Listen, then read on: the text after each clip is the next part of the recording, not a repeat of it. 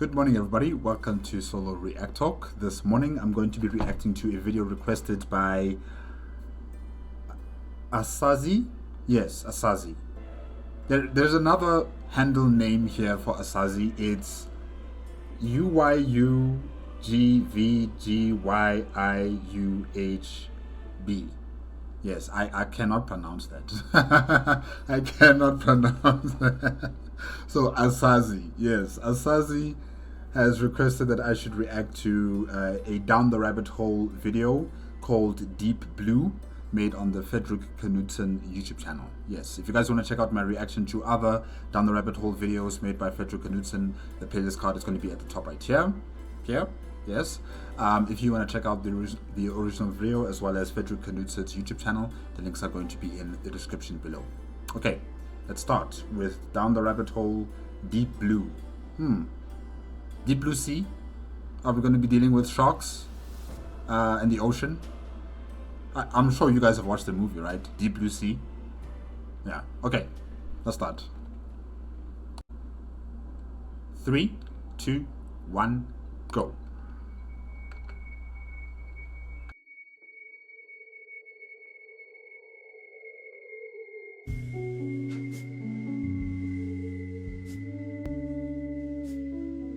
In the field of computer engineering, the name Deep Blue is afforded reverence.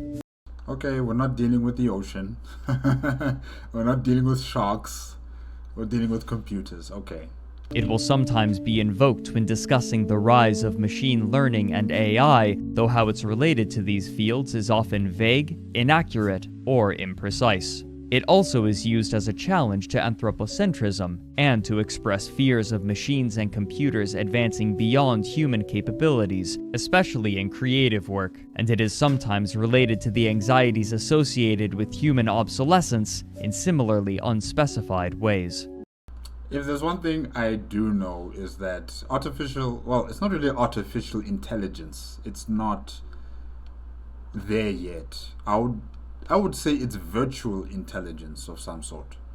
The types of software and computers that we have currently in our day and age. The creative aspect of a human being, I don't think that will be replaced anytime soon. It won't be replaced anytime soon. So we will still be the ones creating the original blueprint of almost anything and everything that we use. Computers will enhance it, maybe make it more efficient. They might try to imitate, especially like with art. When people put on pictures on ChatGPT and make it as an inspiration for something that they want ChatGPT to create for them. It's just basically copy and paste. So they can imitate, they can copy, they can enhance, but they cannot create original work like human beings. So in that department, we are still going to be in control.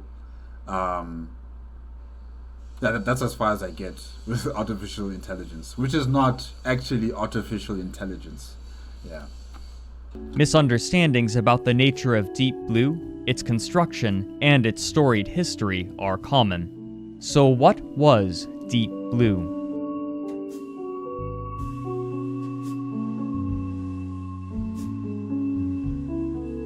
So those two stacks of servers are Deep Blue. Okay.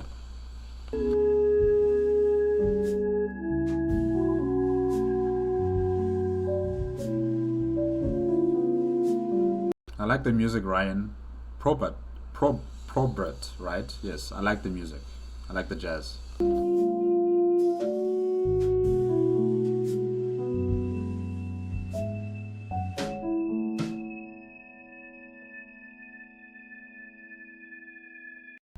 Is that a chess piece? I think it's the king. Yeah, okay.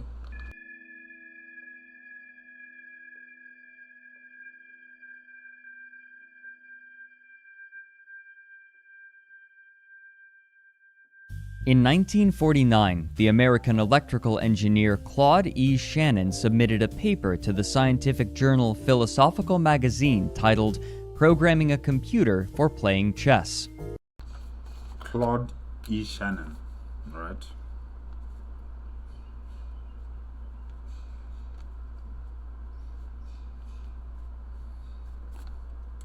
1948 or 49. Okay. The idea of creating a chess-playing computer had been posited for many years, but in this paper, Shannon enumerated the challenges associated with creating such a device and methods to overcome those challenges. Fascination with chess-playing automata had begun over a century prior, when a series of talented con artists created machines which would secretly be controlled either from another room or from within the construct by a skilled chess player, defeating unsuspecting challengers. One of these machines allegedly played against Napoleon Bonaparte and won. Really? A true chess-playing machine was constructed in 1914, which could force victory in a specific endgame scenario by calculating its moves through mechanical apparatuses.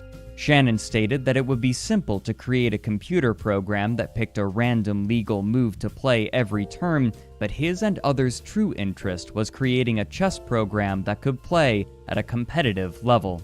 In the opening of And competitive level meaning against another computer or against a human being? his paper, Shannon justified his interest in this subject, suggesting that, quote, "Although perhaps of no practical importance, the question is of theoretical interest, and it is hoped that a satisfactory solution of this problem will act as a wedge in attacking other problems of a similar nature and of greater significance." End quote. This clinical approach, however, didn't holistically describe scholars' fascination with chess.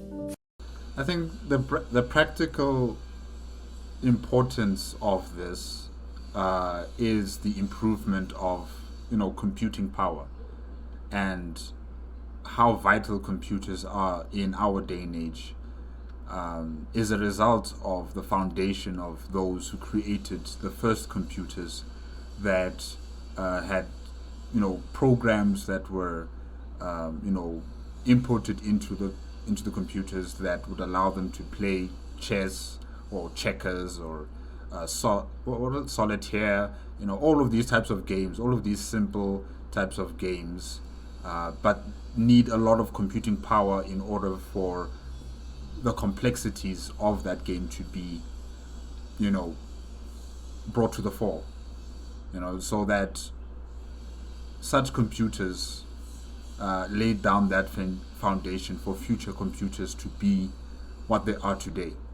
That's what I think. I could be wrong about that. If I am, in the comment section, please correct me. I'm just waffling. You must know this by now. I'm waffling. Yeah. For hundreds of years, the ability to play games of strategy had been considered evidence of the exceptional human quality of intelligence, and in particular, the ability to play chess was directly correlated with mental acuity. As such, it proved a tempting challenge to early computer scientists and electrical engineers. Many believed that developing a high-quality chess program would help make significant progress towards realizing a true artificial intelligence, a term that would see popular adoption later that decade. Even Shannon's contemporary Alan Turing was developing his own rudimentary chess program, which played a simplified version of the game. Shannon continued by offering proper methods and data that the program must have to analyze a position and suggesting how such a program might go about doing so. This analysis, however, was contingent upon solving another, much more extreme problem: the absurd exponential complexity of chess. Using a simple equation, Shannon established a lower limit to the number of possible chess games, determining that, after only 5 moves, there are approximately 70 trillion possible games of chess that can be played, and by move 40, the lower limit is approximately 10 to the 120th power, exceeding the number of atoms in the observable universe by 10 duodecillion times. Yeah. There's going to be no computer that is going to be able to compute all of those possibilities or probabilities, in a game. There's just no way. So you'll have to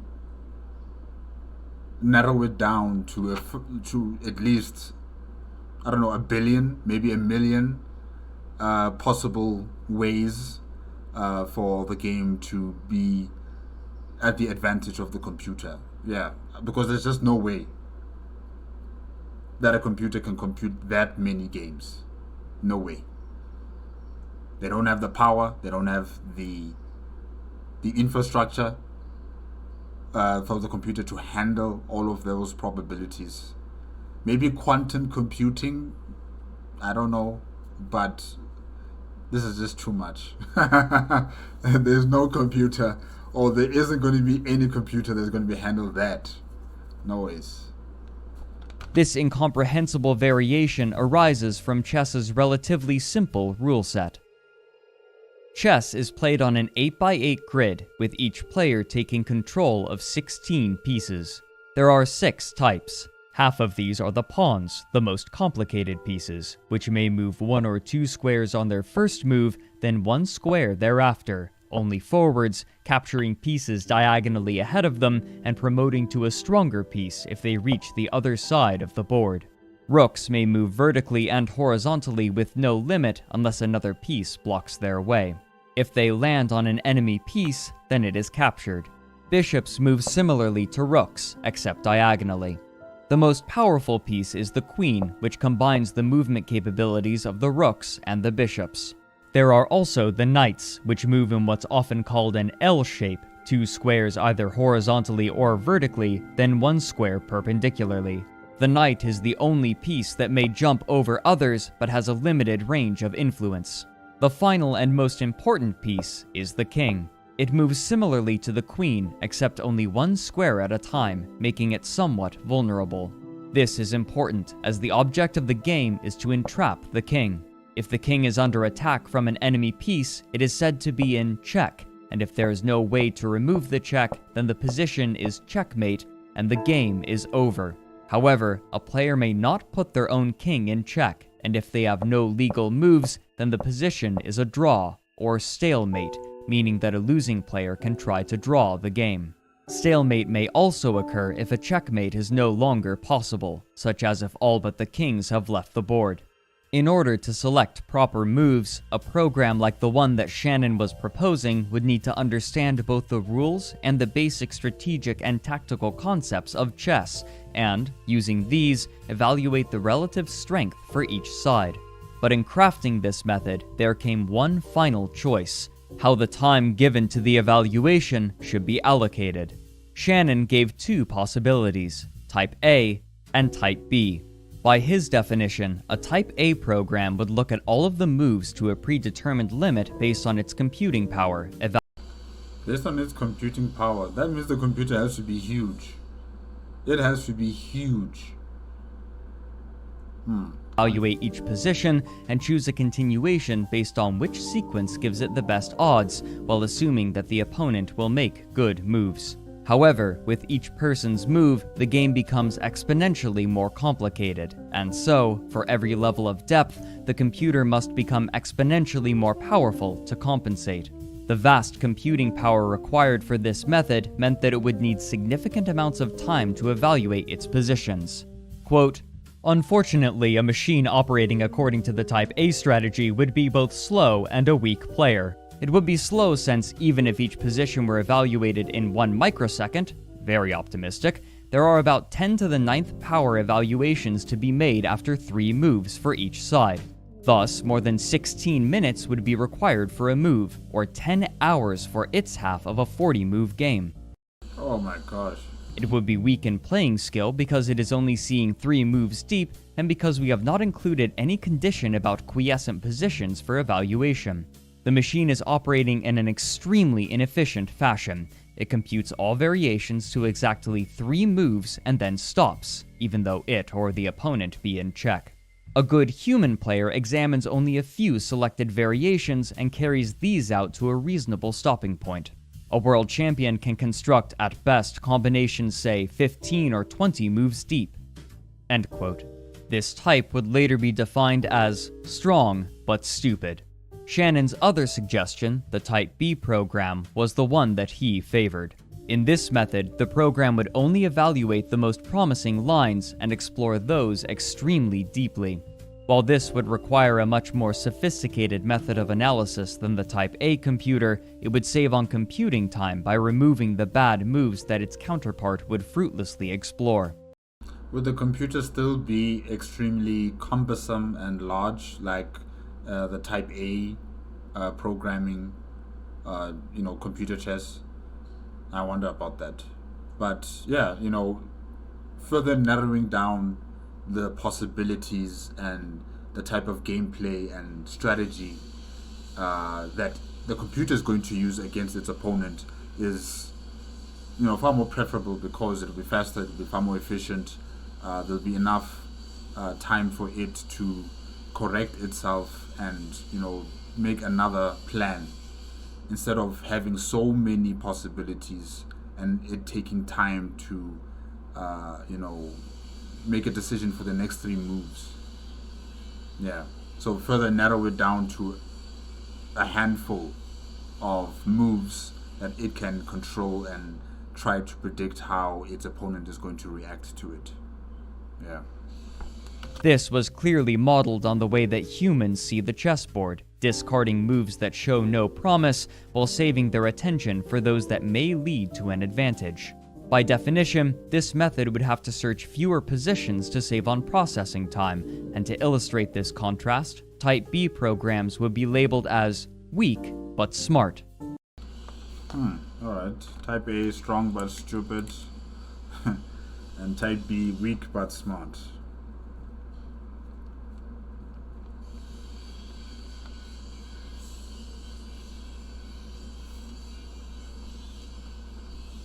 Strong but stupid. Weak but smart. Okay. However, Shannon emphasized the contrast between machine and human thinking, writing, "It may be noted that a machine has several advantages over humans. 1. High-speed operations in individual calculations. 2. Freedom from errors. The only errors will be due to deficiencies of the program, while human players are continually guilty of very simple and obvious blunders. 3. Freedom from laziness. It is all too easy for a human player to make instinctive moves without proper analysis of the position. 4. Freedom from never. Human players are prone to blunder due to overconfidence in won positions or defeatism and self-recrimination in lost positions. These must be balanced against the flexibility, imagination, and inductive and learning capacities of the human mind." He concluded his paper with an ominous statement, invoking biblical language. "It is not being suggested that we should design the strategy in our own image. Rather, it should be matched to the capacities and weaknesses of the computer. The computer is strong in speed and accuracy, and weak in analytical abilities and recognition. Hence, it should make more use of brutal calculation than humans, but with possible variations increasing by a factor of 10 to the third every move, a little selection goes a long way forward improving blind trial and error." End quote. This paper proved foundational and would be cited frequently by other scholars researching computer chess. Even his lower limit for the number of chess games would be named the Shannon number. However, some of his assumptions would prove drastically wrong, in ways that many at the time could scarcely have predicted. Yeah, well, the computers of the time were nothing compared to the computers later on. When was this? Claude Shannon was, stating this in the 1940s. And the computers back then are nothing compared to the computers in the 1950s, the 1960s, the 1970s, 80s, 90s, as we go on to the 2000s. So this is something probably he did not truly foresee, that, computers would have far more powerful computing power and process compared to how they are right now, or compared to how they were in the 1940s. Yeah. The computers that stemmed from this work would eventually consume the zeitgeist in an existential crisis.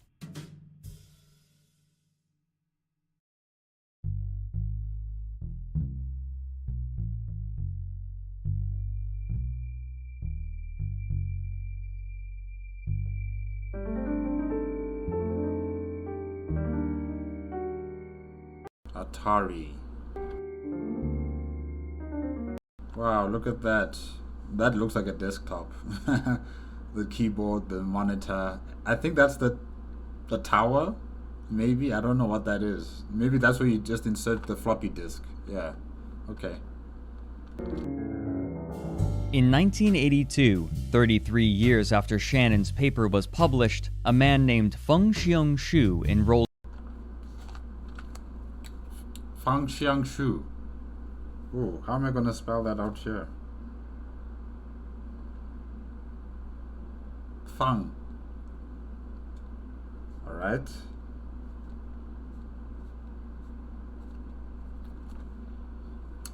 I wish Fredrik Knudsen could have just, put his name there near his picture so that it'll be easier for me to write down his name. But okay.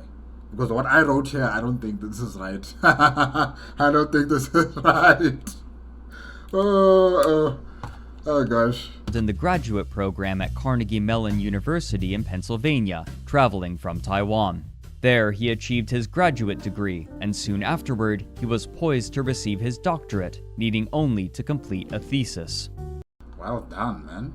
His search for a topic was interrupted, however, by a professor at Carnegie Mellon named Hans Berliner.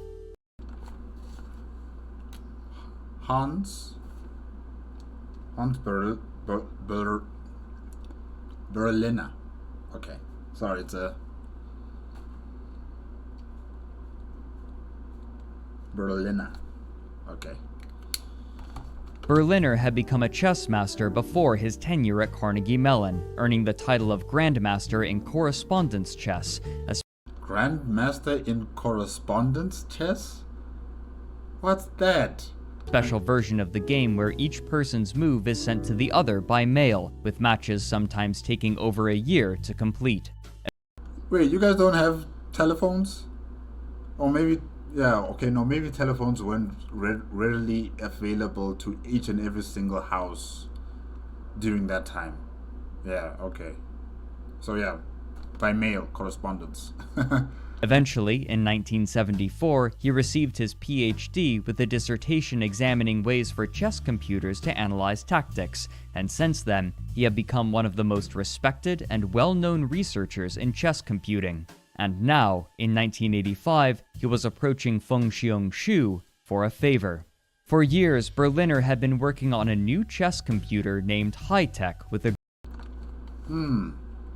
It's not appealing to the eye. Clearly, this computer is not meant for public consumption. You know, you're not supposed to buy it. This is something that's meant for a specific purpose only, and that is to play chess. Yeah. It's so open and exposed. You can see the circuitry. I think those are the chips. That's a lot of chips. That's a lot of chips. How does it stay cool without overheating? Maybe that's why it's so open like that, to keep it cool. Group of graduate students, but he wanted to see what improvements could be made to the custom chipset used for evaluating the position on the board.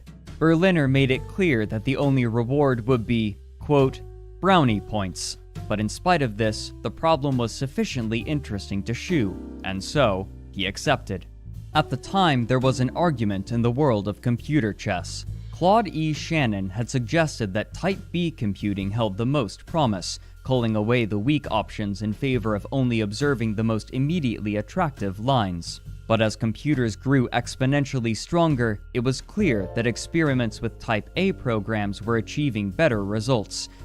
Yeah, because the computing parts have become smaller, much more powerful, modular, and you won't really have rows upon rows of computer components all functioning as one computer to, have an input and output perspective or parameter to it. Now, all of that has been condensed into one circuit board and with the chips in it, and that's as far as it gets. But I still think Type B would be more efficient. Yeah. And so, for years, these strong but stupid Type A programs had dominated research. However, it appeared that this method was reaching its limit, and Berliner was now proposing that chess computers needed to revert to the smarter but weaker Type B method to progress.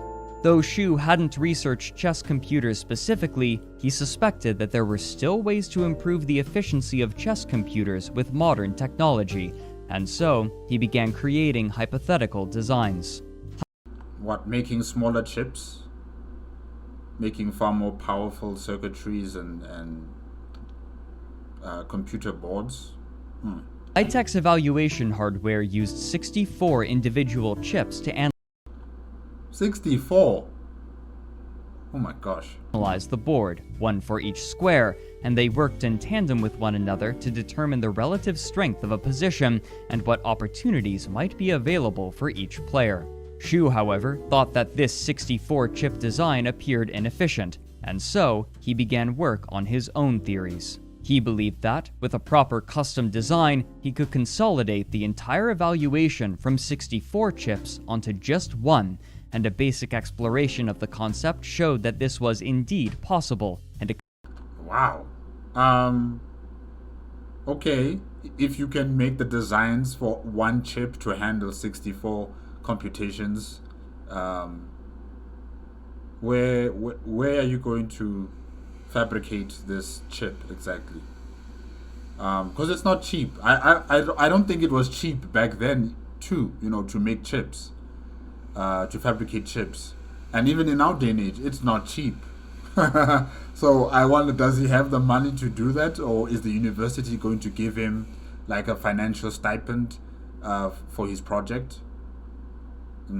Interesting. computer could be filled with many of these chips to increase its power. Confidently, he emailed Berliner and stated that he was no longer interested in helping him with the 64-chip design. Instead, he wanted to explore his one-chip method. But Berliner was unconvinced despite Xu's insistence, and he said that he was still only interested in the original 64-chip evaluation function. At this point, Xu left the project, uninterested in entertaining Berliner's fixation. Instead, he flew back out to Taiwan to research his idea for a printer controller for Chinese characters, suspecting that he could make a large amount of money if he designed one in this early stage of printing technology. Printer controller. However, his single-chip evaluation design continued to entice him, and the more he thought about it, the more he believed that he could create a chess-playing machine that would dominate the others. He would later write, quote, "I had the basic blueprint to build the mother of all chess machines, a machine that could defeat the world champion. In other The world champion of chess? That's some ambitious goals you got there. words, I had a chance to pursue one of the oldest holy grails in computer science and possibly make history." On the negative side, the printer controller looked quite promising as well, and it was not an idea that could wait. There was some chance that the printer controller idea could make me financially independent. There was practically no chance that solving the computer chess problem would ever provide any financial reward commensurate with the time and efforts required. I think, well, I don't know how many computer companies existed during that time. I don't think Microsoft existed in that time, if I'm not mistaken. Yeah, I don't think so. But I'm sure there's other computer companies or IT-focused companies that would be interested in this type of technology. Because if you can condense 64 chips, computing power all into one fabricated chip, that's something that I think any computer company would want, because that type of ingenuity and knowledge and experience in creating something like that is invaluable. Because the companies are going to forever want to have smaller, far more modular computer parts that can fit into their computer desktops, that can be sold to the public, and can also increase computing power of the computer for various tasks. So if you can create something like this for chess, I'm sure it can jump over to other practical uses. And I'm sure those computer businesses are going to look at your creation with keen interest. if it is able to do as you say it does, in terms of beating the world champion of chess, and other chess players and other computers, then definitely they will take interest in your work. They will hire you on the spot, and you'll be financially secured. I don't know if it's for life, I'm not sure, but you will be financially secured. That's what I think. That's what I suspect. Yeah. So you just have to make it good. You have to keep up to your word that you're going to create this chip that is able to consolidate 64 64 chips into one. You just have to make it. Yeah.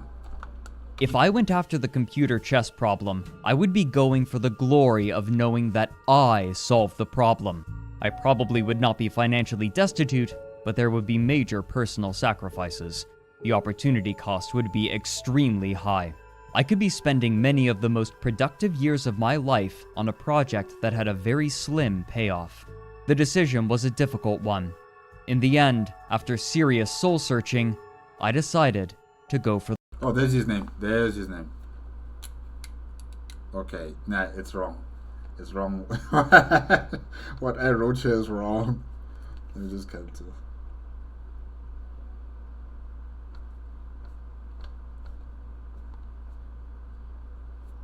Okay.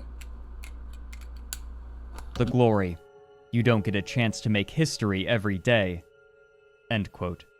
When Hsu returned to Carnegie Mellon, he began work on his chess chip, recognizing that he would have to work quickly to retain the good favor of the university, especially considering that he was, in a sense, creating a project that competed against one of the most respected professors at the university. He estimated that he had 6 months before the professors would begin reconsidering his enrollment there, and so he got to work. After a few months struggling to fit his designs onto a standard chip size and wrestling with the fabricators, who repeatedly made errors producing his chips, he finally had a set that he could test. After convincing his colleague Thomas Anantharaman to port... Thomas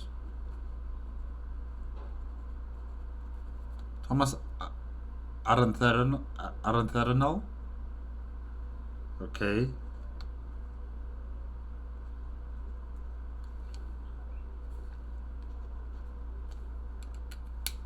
Really, Fredrik, please write down the names of the people you are talking about next to their picture. I don't. This is embarrassing.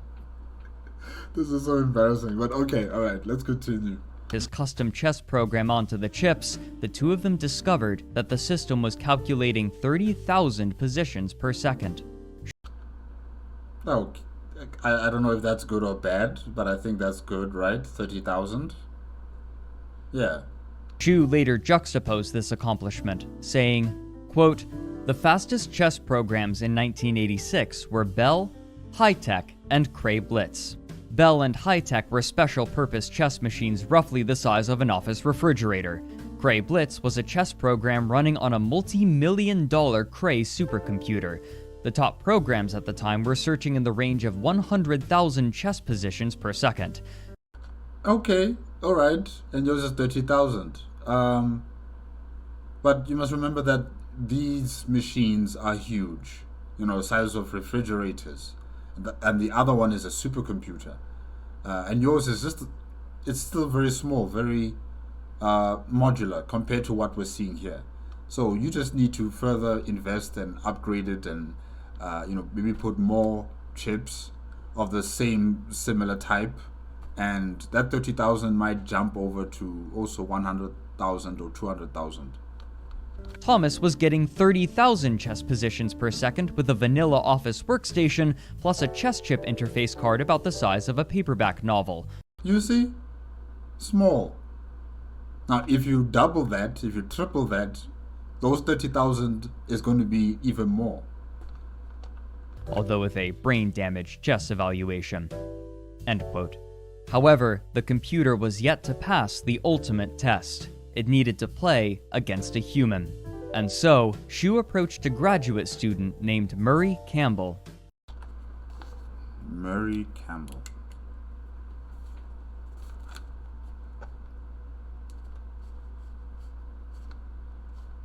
Murray or Murray? M-U-R-R-Y.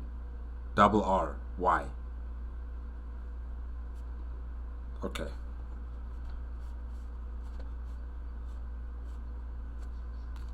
Campbell was an accomplished chess player who had spent time helping Berliner's high-tech team, and by this point, he was reasonably experienced playing against computers, which had a unique style of play. While computers could vary widely in terms of ability, most of them shared a few common traits. While they tended to be strong in terms of tactical ability due to their brute force analysis methods, they struggled in slower, more strategic positions without an obvious target. The chief weakness of chess computers, however, was their materialism. Both computers and humans tend to use a point system based on the relative value of pieces to determine advantage. Pawns are worth 1 point, bishops and knights are 3 points, rooks are 5, and the queen is 9. The king isn't typically given a value due to its overriding importance. These numbers are used in chess programs to help the computer determine which positions and moves are most favorable, with the king given an arbitrarily high value to accentuate the necessity of its safety. These hard numbers are relatively simple for a computer to understand, but the positions of the pieces on the board are more nuanced, and so computers tended to struggle understanding them. Even when programmers tried to place weight on certain patterns, their computers would still destroy their own positions, chasing I like the animation here. It's cute. pawns on the other side of the board as their king was checkmated. Other methods, however, showed significantly weaker results. For example, an early machine learning algorithm was applied to the task of learning chess. Its creators fed it hundreds of thousands of grandmaster-level games, hoping that it would find patterns that would lead to victory. In its first game against a human opponent, it played a relatively normal opening, then immediately blundered its queen. After some consideration, the programmers realized what had happened. Typically, when a grandmaster sacrifices their queen, the purpose is to gain a winning attack. The machine learning algorithm, however, hadn't found the connection between attacks and sacrifices, and so it assumed that the best way to win was to sacrifice its queen as quickly as possible. While the idea of machine learning algorithms in chess was exciting, the flawed, materialistic, but powerful chess computers of the time showed the most promise, but they were often predictable. Therefore, a specialized strategy had been developed to fight these machines, dubbed anti-computer chess, which Ooh, fancy.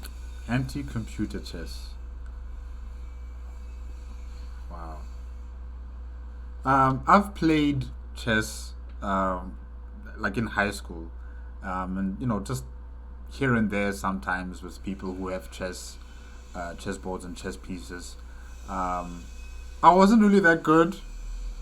I'm still not that good in chess, but I do enjoy the game.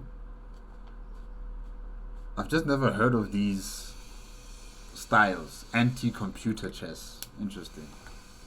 focused on playing moves that forced the game into the slow, methodical positions in which computers struggled, and it was this sort of chess that Campbell had spent time learning. Though the game between Hsiung's new computer and Campbell wasn't recorded, the result was. The computer won. Any doubts that Hsiung had about his project evaporated.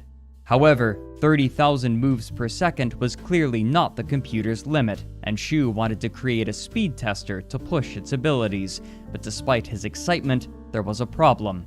He had no budget. Fortunately for him, his office mate, Andreas Novatzik, Andreas.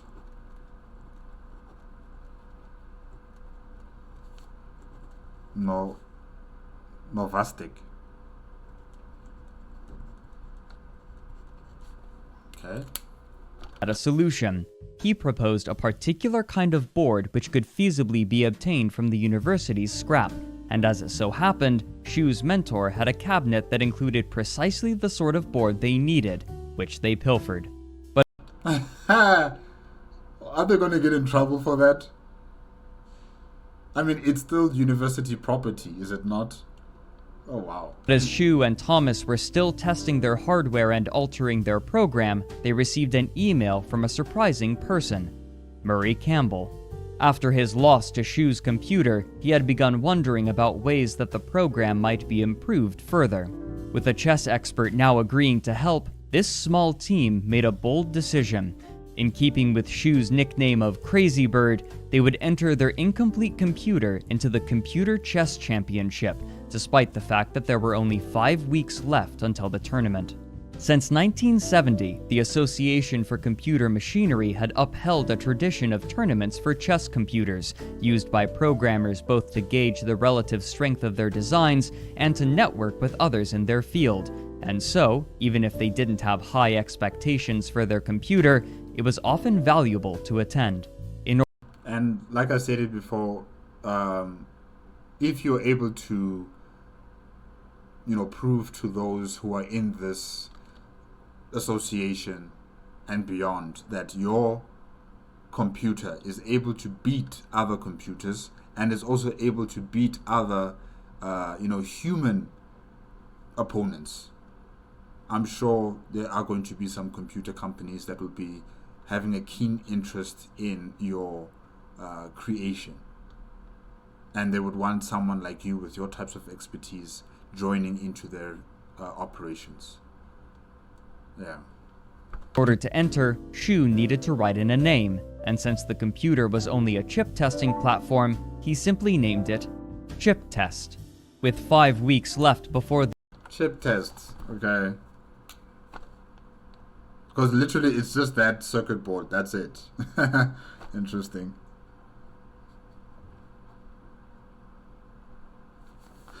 The event, Shu, Thomas, and Campbell worked feverishly to complete Chip Test, even tweaking it the night before departing. As the team expected, their program encountered numerous bugs and issues in its code, specifically with a special defensive move called castling. If neither the player's king or rook have moved yet, then the king may move 2 spaces towards the rook, and the rook may move to the other side of the king, effectively nestling the king safely into the corner of the board while moving the rook to a more active position. In one instance, Chip Test tried to illegally castle, and in another, it traded a rook for a pawn with no tangible benefit. Still, the incomplete Chip Test managed to attain a score of 2 wins, 2 losses, and 1 draw against a host of powerful chess computers. Over the next 2 months, Shu's suspicions about Chip Test's power were proven correct. After making significant changes, its search speed had increased tenfold, from 30,000 positions per second to 300,000, tripling that of modern supercomputers. These massive gains emboldened them to challenge their friendly rival at Carnegie Mellon, Hans Berliner, and his computer, High-Tech. While the game itself was apparently not recorded, again, the result was. Chip Test, the incomplete machine made in less than a year with scrap parts, defeated High-Tech, the advanced chess computer made by specialists in computer chess. In a gesture of humility, Shu stated that High-Tech was likely still the more powerful computer, but it was clear to everyone present that Chip Test had not yet reached its full potential. Given this incredible success, the next moves for the Chip Test team seemed obvious. Continue iterating on the design and begin earnestly entering competitions. And Shu had little doubt in his mind that him, his team, and his little computer could devastate any competitor.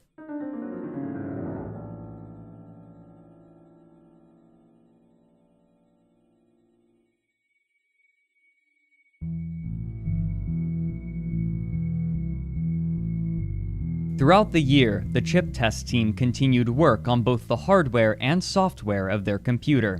In particular, Shu was interested in the idea of singular extensions, where a chess computer explores promising lines deeper than they otherwise would, or, in other terms, a fusion of the Type A and Type B methods that have been in conflict for so long.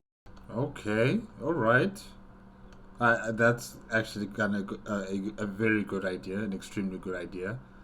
Yeah, let's see if you can achieve that. The incredible power of these machines offered them the ability to look down lines whose payoffs come later. In a sense, it was imitating the way that a human might observe the chessboard, but far more thoroughly. Xu resolved that Chip Test's first earnest tournament would be the 1987 Computer Chess Championships. In its first event, it was little more than prototype chips and scrap parts running a basic program, and yet it was able to place above other specialized computers. This time, there would be a year of development behind the project. There was some concern over Campbell's participation due to his association with the High-Tech project, but when Berliner revealed that High-Tech wouldn't be participating in that year's tournament, Xu's concerns were assuaged, and, despite still having no budget, the small chip test team focused their attention on the upcoming event. Xu continued work on new, innovative chips that could be used for board evaluations, while Thomas and Campbell continued improving the software. What is all of these blue things that are just crisscrossing everywhere? I don't know. To me, it kind of looks like a virus. I don't know. It's kind of scary. Yeah. Wait, let me just try and zoom in. Okay, no, it is wiring. All right. Oof. Okay. This time, when the Computer Chess Championships began, the chip test team was much more prepared, though some of their designs weren't ready to be implemented. After simply upgrading their workstation, Chip Test further improved the number of positions it could evaluate per second from 300,000 to 400,000. Wow. Despite Chip Test still being incomplete, the team was confident when they arrived in Dallas, Texas for the tournament. And it's just on one board, one circuit board, right? Ugh, that's crazy. As Chip Test played its games, Xu developed a reputation for outbursts when his computer was performing well and despair when it was doing poorly. At one point, he jumped out of his seat when Chip Test calculated its inevitable victory. At the end of the tournament, Chip Test stood undefeated, having bested some of the most powerful machines that specialists have been crafting for years. But this victory created a new rivalry. Hans Berliner, after seeing their success, grew bitter towards the Chip Test team, who had poached one of their chess experts. Xu later speculated on Berliner's perspective, and speaking of him, he wrote, quote, "Imagine that you have a lifetime goal, a higher calling. You have worked for decades to reach the goal, making many personal sacrifices. You are now a widely recognized authority in your chosen field. You have achieved great successes in the last few years, and your goal seems to be in sight. Now imagine a bunch of students coming out of nowhere. They are not from your field, and they have different ideas. You have little persuasive power over them since they are not your students. Their approach is the exact opposite of what you are advocating. To make matters worse, they seem to be making rapid progress, which makes it even harder to persuade them to follow your vision. What would you do? What can you do?" End quote. If I was in his position, and like if I was Hans Berliner, yes, sorry. If I was him, I would not really be angry or spiteful or bitter towards, this team that have, created Chip Test. I just wouldn't be like that. I would be happy. I would be proud that I ignited that flame inside you. Before any of this, you weren't interested in, chess computing. You had no interest in it. But because I called you, but because I brought you into my team, into high tech, that fire was lit up in your heart. And here you are because of my actions, bringing you into my fold. I would be happy that the apprentice is surpassing the master. That's how it's supposed to be. The master can't be master forever. And as a teacher, isn't that one of your great missions as a teacher, to teach your students for them to surpass you eventually, for them to be equipped with the knowledge and the experience needed for the outside world, and to think for themselves, to do for themselves, and answer questions, create solutions to problems that you cannot see as a teacher. So I would be proud that my students are surpassing me in ways I never thought possible. Yes, my pride might be hurt, my ego might be hurt, but in the grander scheme of things, this is necessary. There must be alternatives. It can't just be my way or the highway. Yeah. Now loping past other chess computers, the chip test team had a new goal: make a computer into the first Grandmaster-rated chess machine in the world. At the time, Grandmaster chess player. Whoa, wow. it was common practice for programmers to enter their chess computers into standard tournaments and achieve ratings just like a human player. Guys, look at that tower. And the monitor, it's so small, but look at yo. That's crazy. Though they were ineligible for prize money. International chess organizations use a rating system called ELO, in which players gain or lose score when they play against others based on their relative ratings. Much like humans, computers are given ELO ratings as well, and it was possible for a computer to gain titles from FIDE, the International Chess Federation. With such grand goals, the team decided that their computer would need a new name. Drawing from Douglas Adams's satirical book, The Hitchhiker's Guide to the Galaxy, they named their new computer Deep Thought. I like the movie, The Hitchhiker's Guide to the Galaxy. It was a nice movie. After the supercomputer from the book designed to calculate the answer to life, the universe, and everything. Yeah, Deep Thought. I remember how it looked like in the movie, The Hitchhiker's Guide to the Galaxy. It was just this massive head, with one arm, under the chin and just contemplating and thinking. Yeah.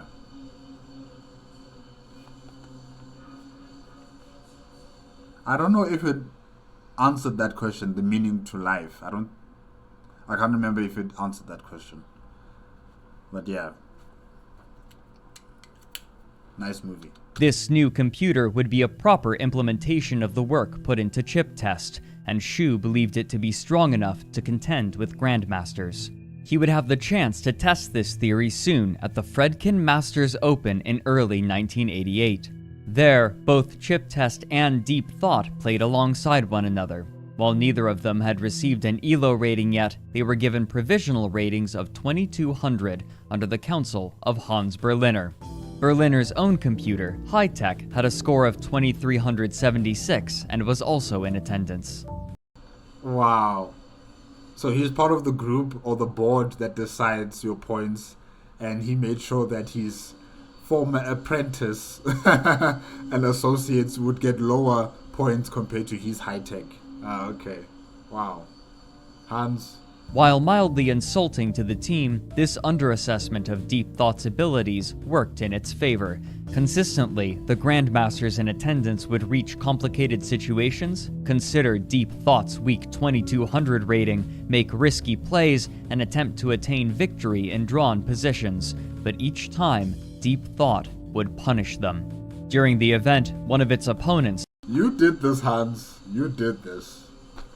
Ross Sprague, Riley commented after his game, "Some 2200.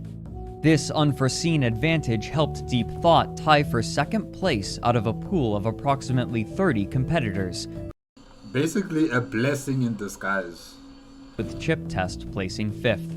This first tournament against humans heralded Deep Thought's imminent dominance. Over the next few years, the team continued to improve their computer, but they were plagued by bugs that would often manifest during tournaments, where untested changes implemented less than a day before the competition would cause Deep Thought to blunder.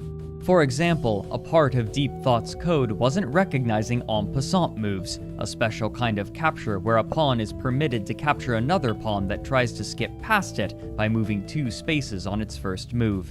The Deep Thought team would be forced to revert these changes in between games of the tournament. Despite this, Deep Thought continued to inspire fear as it played ever more tournaments and challenged high-ranking grandmasters, eventually becoming the first to defeat one with regular time controls. To help continue development, the team grew by 2 so that now there were 5 members. The first 3 core members were still working on the computer. Feng-hsiung Xu designed the hardware and managed the project. Thomas Anantharaman wrote the code, and Murray Campbell acted as their chess expert. Though Campbell had since obtained his PhD and was told to abandon his work on deep thought to focus on his work as a research fellow, I'm sure Hans is the one pushing for that. he was passionate enough about it to continue assisting the team in his free time. Andreas Nowaczyk, the man who helped acquire a board for chip test, had returned as well to work on Deep Thought's evaluation function, and he was joined by Mike Brown. Mike Brown. Okay.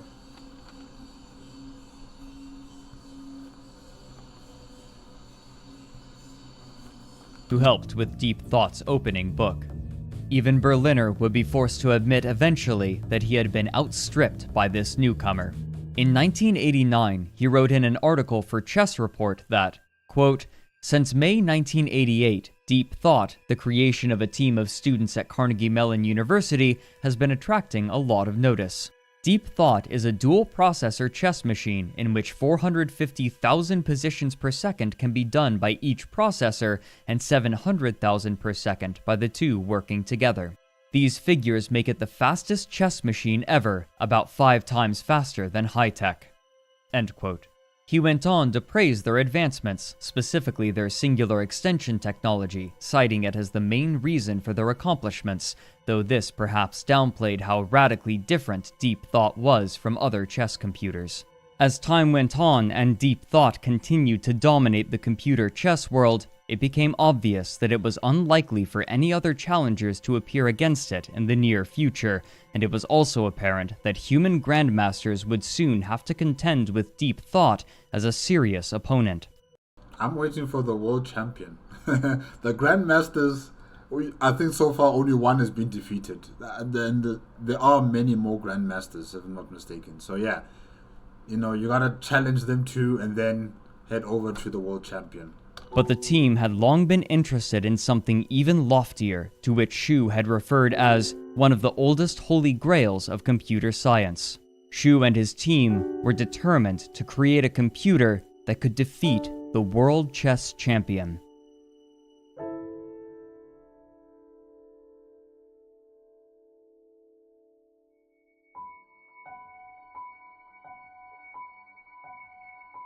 As Deep Thought's ability increased, so too did its notoriety, though not always in accurate ways. For example, articles appeared that fallaciously tied Deep Thought to the military, suggesting in apocalyptic terms that it and programs like it would eventually be used to coordinate battlefield tactics and strategy. Wrong time. No, that suggestion is in the wrong time, not in the early or late 80s, 1980s. No, in the 2000s and, right now, 2025 and beyond, yes. But back then, no. I don't think the computing power was strong enough to, computate so much information about the military structures, organization, the types of weapons that are required for deployment, for defense and offense, and how other nations would also operate and perceive a potential threat, or how to neutralize a threat before it becomes a threat. All of these permeations and information is still very complicated and complex for a machine to comprehend. Even now, I think it would still be very, very difficult. And yeah, the main decision making of a military is still in the hands of humans, and I hope it stays that way forever. We cannot surrender our agency to machines. We can't do that. Yeah, I'm digressing. Let's continue. This anxiety was likely driven by contemporary fears of ever more powerful computers becoming an existential threat to humanity, encouraged by films such as The Terminator and War Games, both of which had been released shortly before Xu began his work in chess computing. I haven't watched this movie. I think I'm gonna watch it. War Games. Wait, let me write it down. I know the Terminator, but not war games.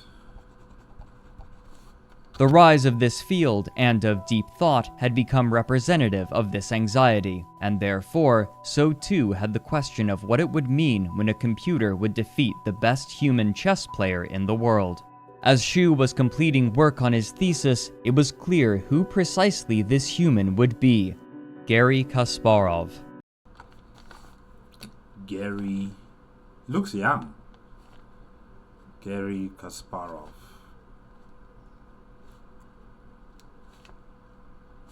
And he's the chess champion of the world? Huh. I would have expected it to be an older person. Born in Azerbaijan under Soviet rule, Kasparov attended Russian chess schools and quickly rose to the rank of grandmaster in his early teenage years, traveling to attend international events during A teenage grandmaster? Oh my gosh. his youth and attaining the title of undisputed world champion at the age of 22. Wow. Since 1948, the Soviet Union had dominated the top levels of chess, and every undisputed world champion but one had been Russian since then. But this notoriety made Kasparov a target. As Xu continued to improve on deep thought, computer production companies were monitoring him. Yeah. I knew that there would be some IT companies that would be interested in this chip design that he has made and in the programming of this chess computer. It's just too important to pass up. The applications for such technology is also, available, and any company would be foolish for not looking into this type of technology. Yeah. IBM.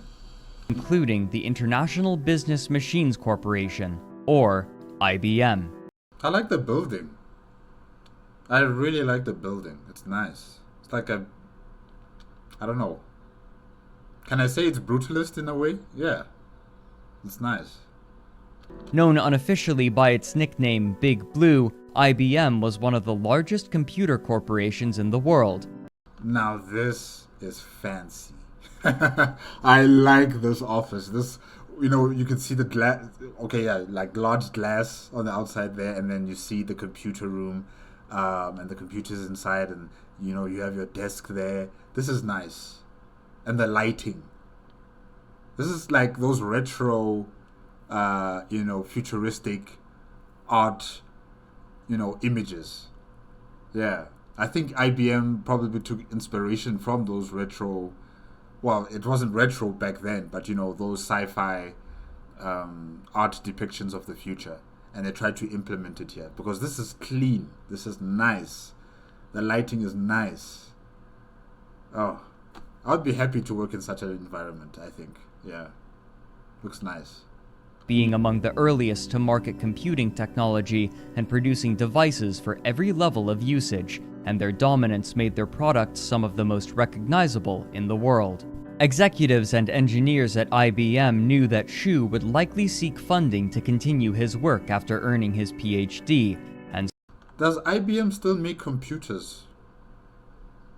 Like the hardware, like a tower or a monitor or anything of the sort. Do they still make that type of product, or are they focused on software development now?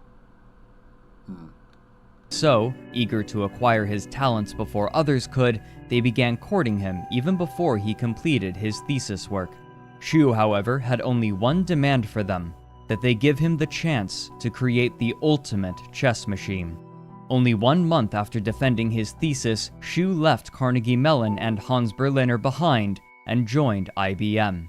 However, his team could no longer exist as it had. Even without transitioning to IBM, the other members of the team were receiving job offers from companies or turning their focus to their education. And in the end, only Murray Campbell followed Xu to work on deep thought, sacrificing his status as a research fellow at the university to do so.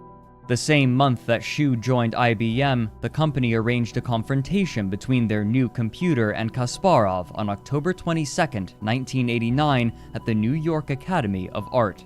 It would be a small match, with only 2 games to give each player a chance to play as black and white, and only 90 minutes on the clock for each of them. Kasparov would begin the match with black, while Deep Thought had white. Game 1 saw Kasparov taking a fairly passive approach to the game, in adherence to the tenets of anti-computer chess. By starving Deep Thought of any obvious targets, its powerful computational skills would become irrelevant, and in so doing, Deep Thought was bullied into the corner of the board, forced to dance its pieces back and forth, while Kasparov maneuvered his to deal a final crippling attack. The second game was remarkably different. Now that Kasparov was confident in his abilities compared to those of Deep Thought, he was more willing to take aggressive positions, and the series of inaccurate moves that Deep Thought made in the early stages of the game only emboldened him. Controlling the center of the board, Kasparov was free to make threat after threat, as Deep Thought desperately attempted to protect its pieces, neglecting its development as its knight and bishop languished toward the back of its position, and its king sat vulnerable in the center of the board. While most in attendance knew that Kasparov would likely defeat Deep Thought, Shu had hoped for a stronger showing. But this failure only strengthened his resolve. The positive press that Kasparov received after these crushing victories encouraged other grandmasters to challenge Deep Thought, but these men would not see such encouraging results. Yeah, guys, that's the world champion. He's up there. In the middle is Deep Thought. And then comes you guys, the grandmasters. Yeah. You're third in line, not second in line, you're third in line. There's levels to this. And you are nowhere near Deep Thought. Deep Thought would draw one of them and defeat the other 2. However, Okay. Ooh. Moving to IBM created a surprising problem. As the company was sharing Deep Thought to a wider audience, people began complaining that its name was too close to the phrase Deep Throat, and multiple people up to this point had accidentally introduced it as such. Deep Throat? How? How do you mispronounce Deep Thought to Deep Throat? Okay, alright. And so, a new name would have to be chosen. Privately, their computer would still be known as Deep Thought for some time, but publicly, everything they created would be called by the name for which the team would be known from then onward: Deep Blue. After these events, the newly christened Deep Blue team retreated farther into their offices to progress quietly on their new computer, but Kasparov was still training and improving to continue his domination of the chess scene.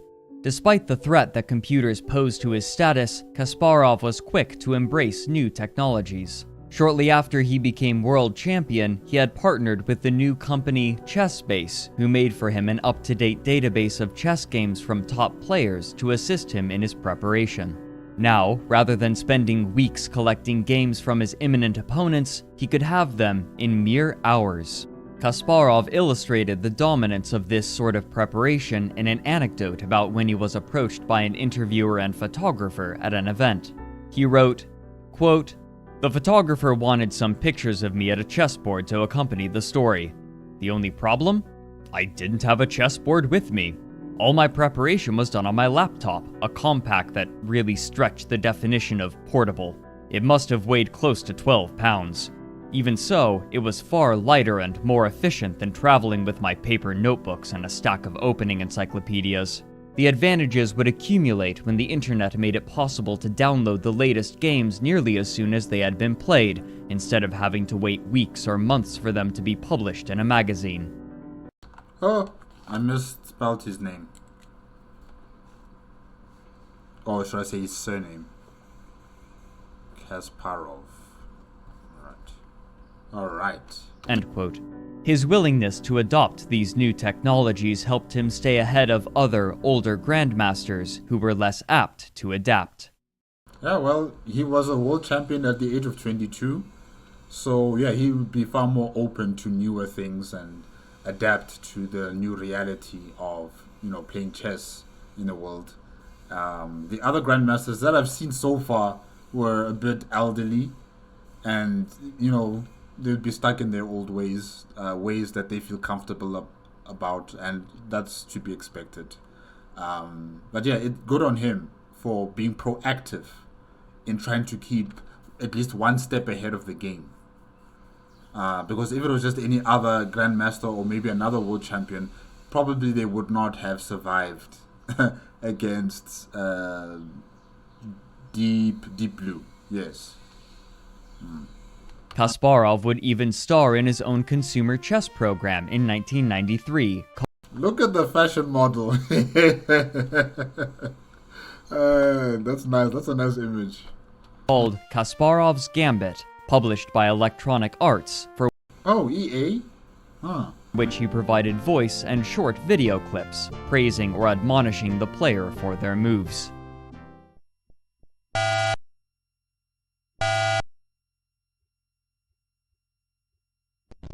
I'm not so sure that you're on the right track now.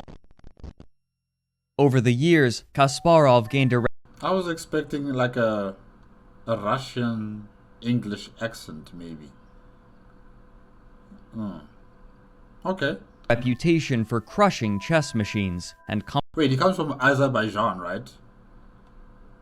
I don't know the accent, the Azerbaijan English accent. I'm not entirely sure about that one. But I was expecting something a bit Russian. companies would sometimes pay him to do so in public exhibitions. This is a nice image. It's a nice image. I like it. I like it. The computer. Oh man, whoever took this guy's photos did a good job. I like the one where he's focusing and you can just see the chess pieces, and this one is also it just gives off this entertaining factor about it. Yeah, it's good.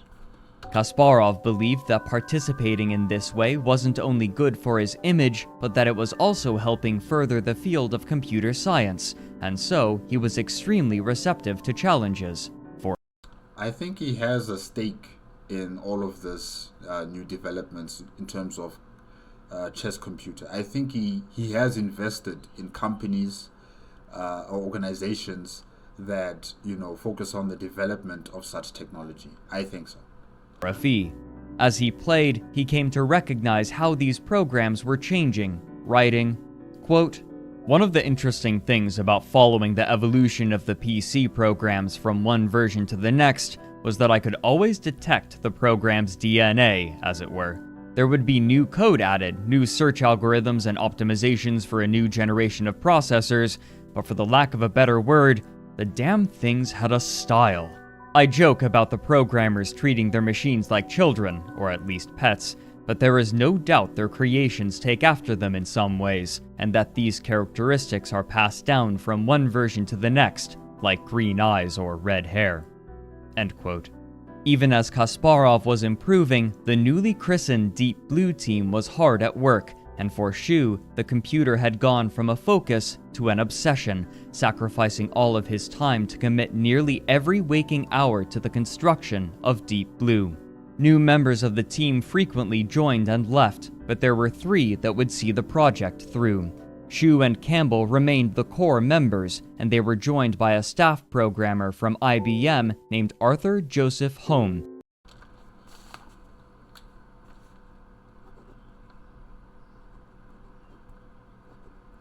Arthur Joseph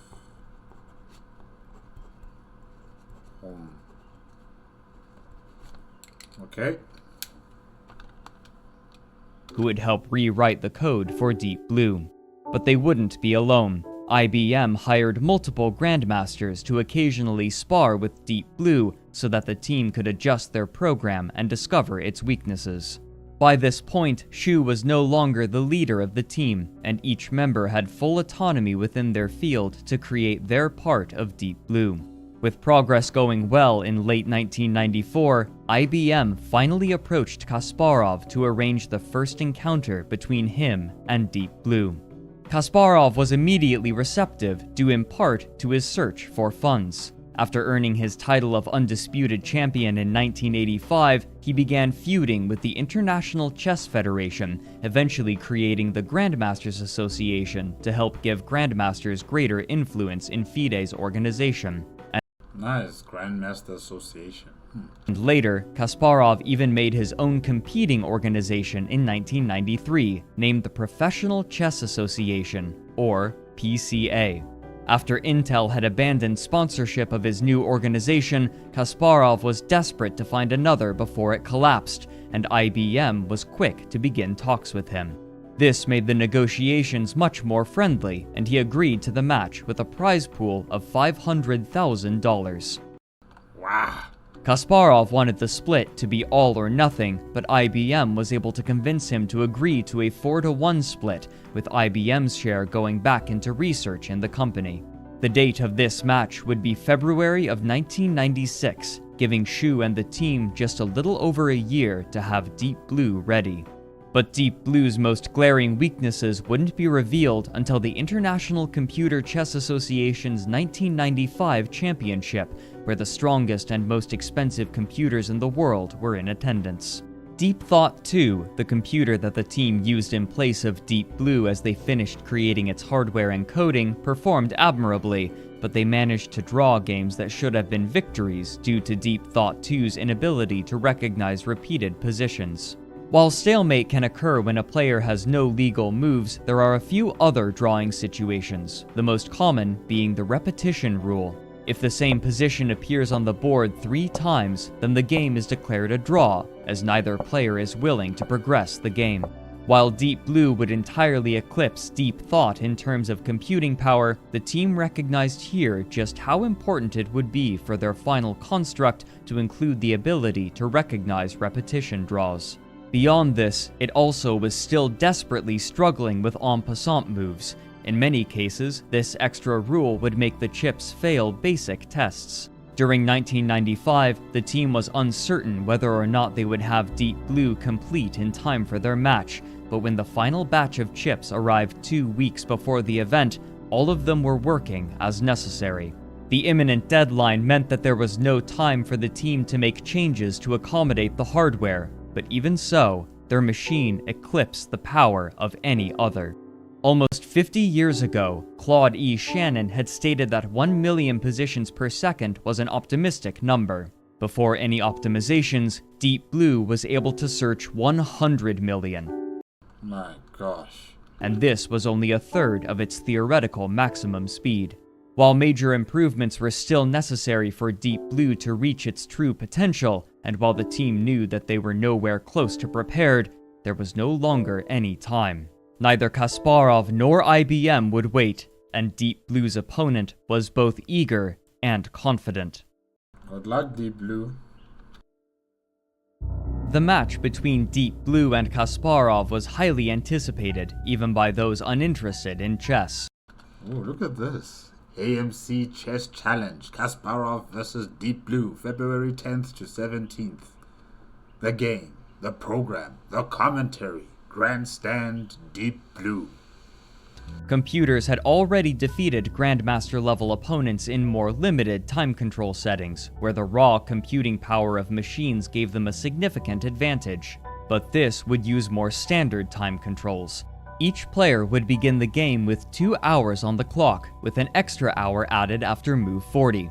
This prestigious method of play was the final domain of chess upon which computers had not yet encroached, and Kasparov accepted the public's title as the defender of humanity against the machine's scourge, despite his positive views toward computing technology. Here comes Deep Blue to join in the club. They would play 6 games over 8 days, with 2 break days.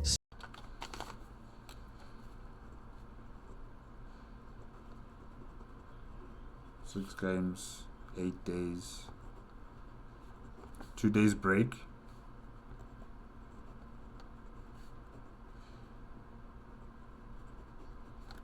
Starting on February 10th, 1996. For a high-level event such as this one, 6 games was paltry compared to the sometimes dozens of games played. For example, to earn his title, Kasparov played 48 games against Anatoly Karpov over the course of 5 months. Oh, 5 months.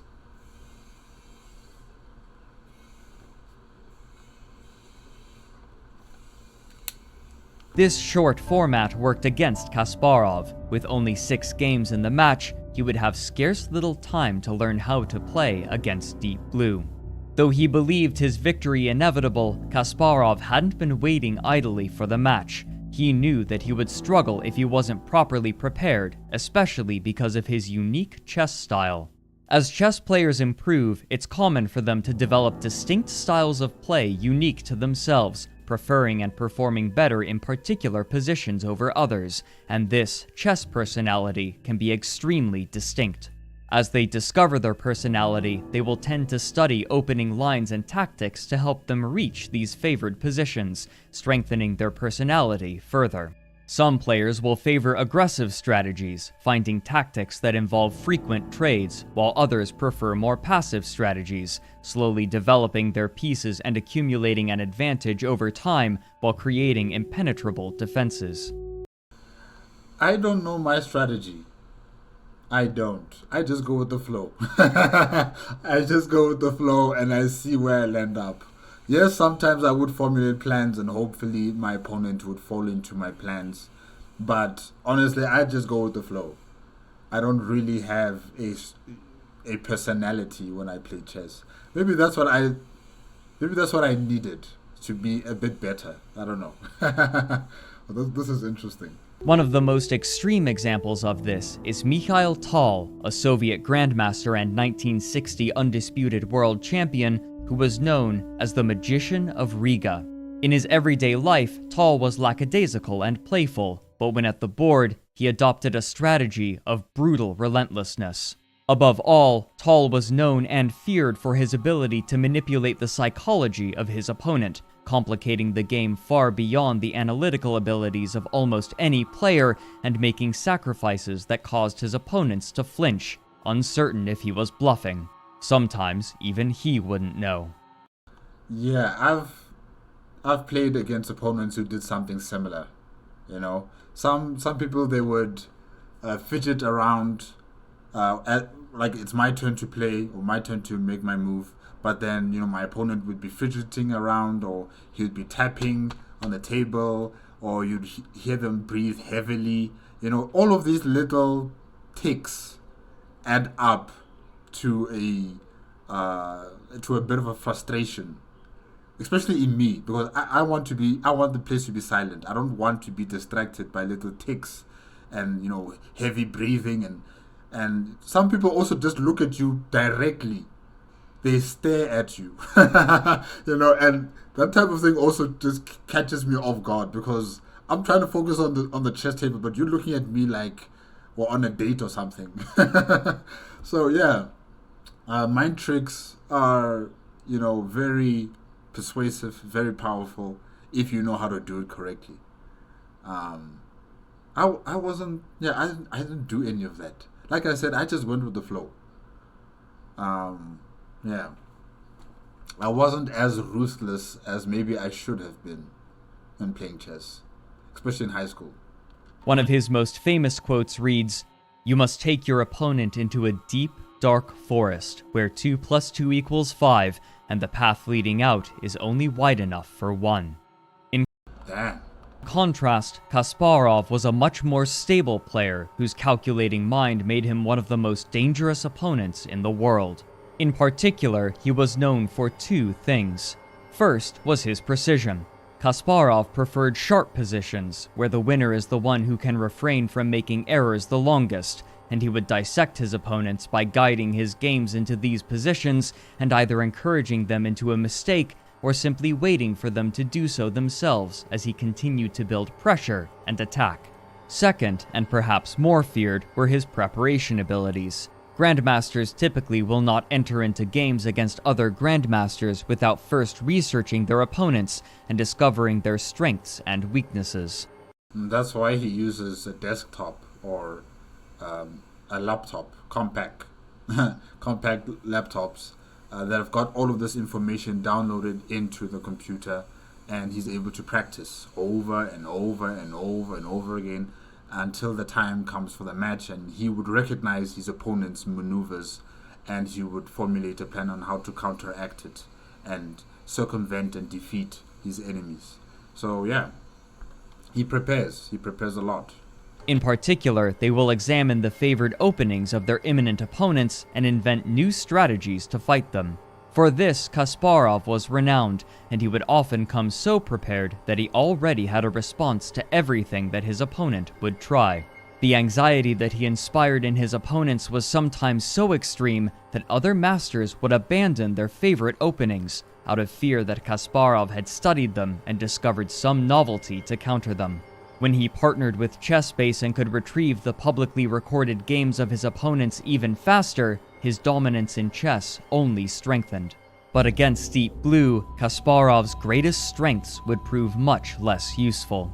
As mentioned previously, computers are strongest in sharp positions, where their positional assessments are at their most potent, and Deep Blue wielded processors that were far more powerful than anything a chess computer had used before.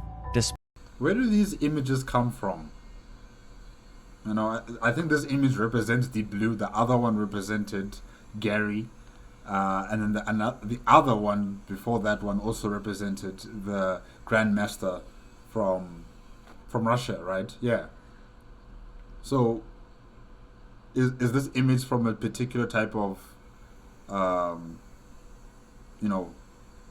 game or movie or a novel of some sort? Or is it from an anime? Despite all of his ability and experience, Kasparov was unlikely to best Deep Blue in such a situation. Kasparov was an aggressive player, but computers were known particularly for their defensive capabilities in places where humans would struggle. Kasparov's preparation would also be of limited use.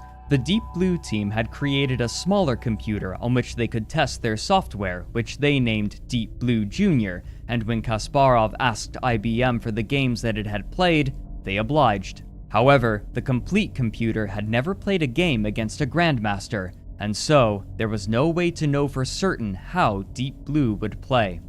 At last, Wait, which Deep Blue is he playing against? Is he playing against the smaller version or the larger version? I think they should have told him that first, so that he could request the past games from either the larger version or from the smaller version.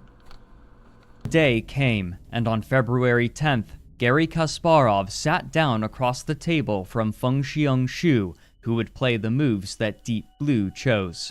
To their side sat a moderately sized crowd of spectators and journalists, eager to see how the world's most powerful chess computer would fare against the world chess champion. In the front row sat Kasparov's mother, who had raised him after his father died when he was young. She was always in attendance for his most important games. Behind him was a cordoned-off room stocked with snacks. These smoking rooms are standard for high-profile games such as this one. Players are allowed to get up and leave the table at their leisure, and the extra space allows them a place of seclusion to take a moment's respite while their opponent makes their move. Nice. We didn't have that in high school. We sat where you just sit there. You have the timer there, you have your opponent, and you play until you're done. Kasparov was known for pacing back and forth while staring intently at the board. For the first game, Deep Blue had the white pieces, meaning that it would go first. In some ways, this was an advantage for Kasparov. Black is considered to be at a disadvantage due to starting a move behind, and the previous world champion, Anatoly Karpov, was famous for stating that he would try to win as white and draw as black. Since each of them would play each color 3 times, this would give Kasparov the opportunity to adopt a defensive strategy and observe Deep Blue's capabilities. At last, the players were ready to make their opening moves. Deep Blue began with a king's pawn opening, generally considered the safest option, and Kasparov responded with his favorite, the Sicilian defense. While the Deep Blue team had prepared for him to do so, they were still somewhat surprised. Typically, the Sicilian leads to extremely sharp positions where Deep Blue excelled, but this opening move signaled that Kasparov was unafraid of its potential, or at least not so afraid that he would forego his favorite opening. The Deep Blue team had programmed it to play c3 in such a position due to how uncommon it was at the highest level. Joel Benjamin, the grandmaster hired by IBM to help prepare Deep Blue, had had scarce little time to construct an opening book for it, and so, in the case of well-known openings such as the Sicilian, such tactics helped them save on development time. Though Kasparov's queen was now out in the open by move 3, often a weakness in the middle game, both sides were able to develop in unsurprising ways until move 10, where Kasparov advanced his dark square bishop aggressively, restricting the rook of Deep Blue. Uh-oh. At this point, Deep Blue was out of pre-programmed moves. Now, it would begin calculating for itself, and the true match began. Deep Blue began advancing its knights up the board into aggressive positions, taking space away from Kasparov. Recounting his experience, Hsu wrote, quote, "When I played move 13, knight to b5 for Deep Blue attacking his queen, he was taken aback. Gary looked at the board intently for a moment, then raised his eyebrows and stole a glance at me. I could not help but smile momentarily on seeing his expression. I don't know how he interpreted my fleeting smile, but he spent a long time on his reply." End quote. Eventually, Kasparov decided that retreating his queen was the best option. Of course. Perhaps in part due to his fear of Deep Blue's attacking capabilities. Like all of a sudden, it just switched. But this gave Deep Blue opportunities. On move 17, Deep Blue attacked Kasparov's knight, pinning it to the queen, and when it inevitably captured the knight, Kasparov was forced to either rip open a hole in his king's defenses or trade his rook for a knight, a bad trade in an already uncomfortable position. He chose to weaken his king. With a powerful position, Deep Blue began trading pieces as it pressed its advantage, gradually eroding Kasparov's defenses. First, it traded its knight for Kasparov's bishop, making the material completely even. But then, only 3 moves later, it made a move that surprised everybody in attendance: pawn to d5. In doing so, the pawn no longer was protected by the knight or the queen. In essence, it was sacrificing its pawn. Known for unmatched materialism, this move was unthinkable to most computers, and Kasparov was taken aback, later saying that this was a move that he himself would have played. Yeah, is this right? I don't know if the computer is... if this is really what the computer wants to do, I don't know. Recognizing the new attacking opportunities, Kasparov retreated his king into the corner of the board and defended it with his rook, while simultaneously opening it for a counterattack on the open file. Despite this threat, Deep Blue saw no legitimate attack on its king, and so it took the time to send its knight away from the king to grab a pawn, a move that seemed almost ridiculously imprudent. Kasparov saw this greedy capture as an opportunity, and so he made one final desperate attack on Deep Blue's king, leaving him only one move away from achieving checkmate. But in doing so, he left his king with even fewer defenders, and Deep Blue was quick to capitalize on this. Deep Blue had calculated that it had just enough time to capture the queenside pawn before moving its knight back into an attack, and so it set about chipping away at what remained of Kasparov's defenses, checking his king over and over again. Uh-oh. Recognizing the futility of his position, Kasparov accepted the inevitable and finally resigned. Wow. I have goosebumps. Oh my gosh. Alright. Whoa.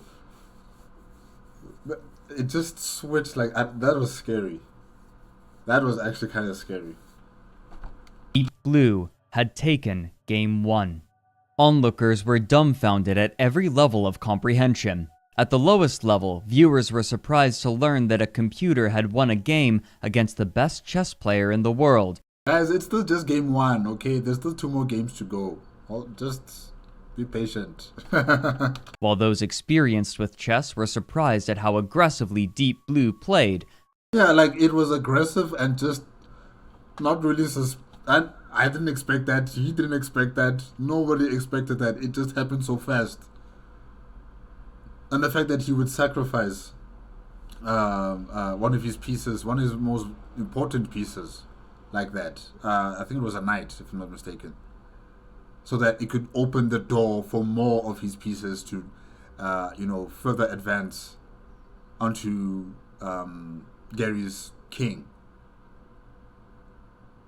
And yeah, Gary tried. He tried to take a gambit there, but it just didn't work out for him. I think Deep Blue was already many steps ahead. It predicted, and it also took a chance, and it worked out for it. Yeah. Wow. Uncharacteristic of a computer. Kasparov and Shu stood to shake hands with each other. Recounting his experience, Kasparov wrote, quote, "I was a bit in shock, as were the spectators and commentators. Even Shu, who would have been aware of Deep Blue's winning evaluations from his screen, looked a bit confused, almost apologetic on the moment of his great triumph. Still in a mild daze at how well the machine had played, I asked a reflexive question immediately after resigning, the way two grandmasters might begin what we call the postmortem of a completed game. Where did I go wrong? I asked." Is Shu a chess player? I don't think we were told about that. Okay. But Shu wasn't much of a chess player, and, probably a bit dazed himself, he couldn't recall enough of Deep Blue's analysis on the screen to answer, so it was a slightly awkward moment for both of us. Feng-hsiung Shu would also write about this moment. Quote, "This question took me by surprise. I could barely play chess, and the greatest chess mind ever was asking me where he could have improved his play. I tried to answer his question as best I could from what I remembered of Deep Blue's analysis. Sensing that I was not seeing the game on the same level as he and Deep Blue, Gary gave up after a few minutes and quickly left the building without talking to anyone outside of his entourage." End quote. That's kind of awkward. News sources quickly discovered this victory, and overnight, the match became worldwide news, with evening shows in America making space to give updates on the rest of the games. Overnight, people from all different nations were paying attention, even those uninterested in chess, and invariably, this contest was portrayed in a particular dramatic way. Gary I mean, look at these images. Look at these images. Oh gosh. Kasparov was standing as the lone defender of humanity against the encroaching strength of the machine. Meanwhile, message boards were dominated by discussion of the game, and the website created by IBM for the match was almost entirely inaccessible due to the massive influx of traffic. But tension So what? The site crashed? Wow. had been growing for Kasparov for years. He had watched computers increase in playing strength since he acquired his world champion title, and now he was recognizing his position as more tenuous than even he had recognized. Many years later, he would write, quote, "For all of chess history, even the greatest players have been sheltered from the sort of incredibly complex tactical play that computers handled almost trivially by 1993. You knew that your human opponents had roughly the same limitations as you did when it came to dealing with whatever arose on the board. That perceived equilibrium went out the window when you were facing a strong computer. A computer that has high speed, a computer that has the freedom from errors, freedom from laziness, freedom from never." Yeah. It played chess well, but also differently. The psychological asymmetry and physical factors were an issue, but the new sensation of always wondering if your opponent might be seeing something you could scarcely imagine was very disturbing. It created a terrible tension in complex positions, a sense of dread that, at any moment, a shot could ring out in the dark. In response, you double and triple checked your calculations instead of trusting your instincts the way you would against a human opponent. And with a human opponent, you can see them, you can, try to anticipate their moves, and also try to manipulate their emotions as you're playing with them. With the machine, you can't do any of that. With the machine, you can't do any of that. You don't even know what this thing is thinking about. You can see what it's doing on the board, but you can't really conceptualize what is it going to do next in the next 5 moves. No matter how much time you practice through your game practice sessions, and you're here on the final day of the match, it's just different. I mean, what we saw before, that was just shocking. The way it moved with such aggressive speed, and it was able to sacrifice very important pieces on its board, and how it utilized that to its advantage so fast. It's just something you're not really prepared for. And because you can't really see the machine, you can't talk to the machine, you can't intimidate the machine, you can't assess how the machine is thinking or feeling, because it doesn't have any feelings. You're just in the dark. You're talking to a piece of silicon, something that will never respond back to you. It's just playing the game. Yeah, that's scary. After a lifetime at the chessboard, you had no choice but to become a creature of habit, and those habits were all disrupted when playing against a machine. I didn't like it, but I also wanted to prove I could overcome these handicaps, and to prove that I was still the best chess player in the world, human or machine. I like that, Gary. End quote. But still, there were 5 more games to play, and now nobody was certain what to expect, not even the players.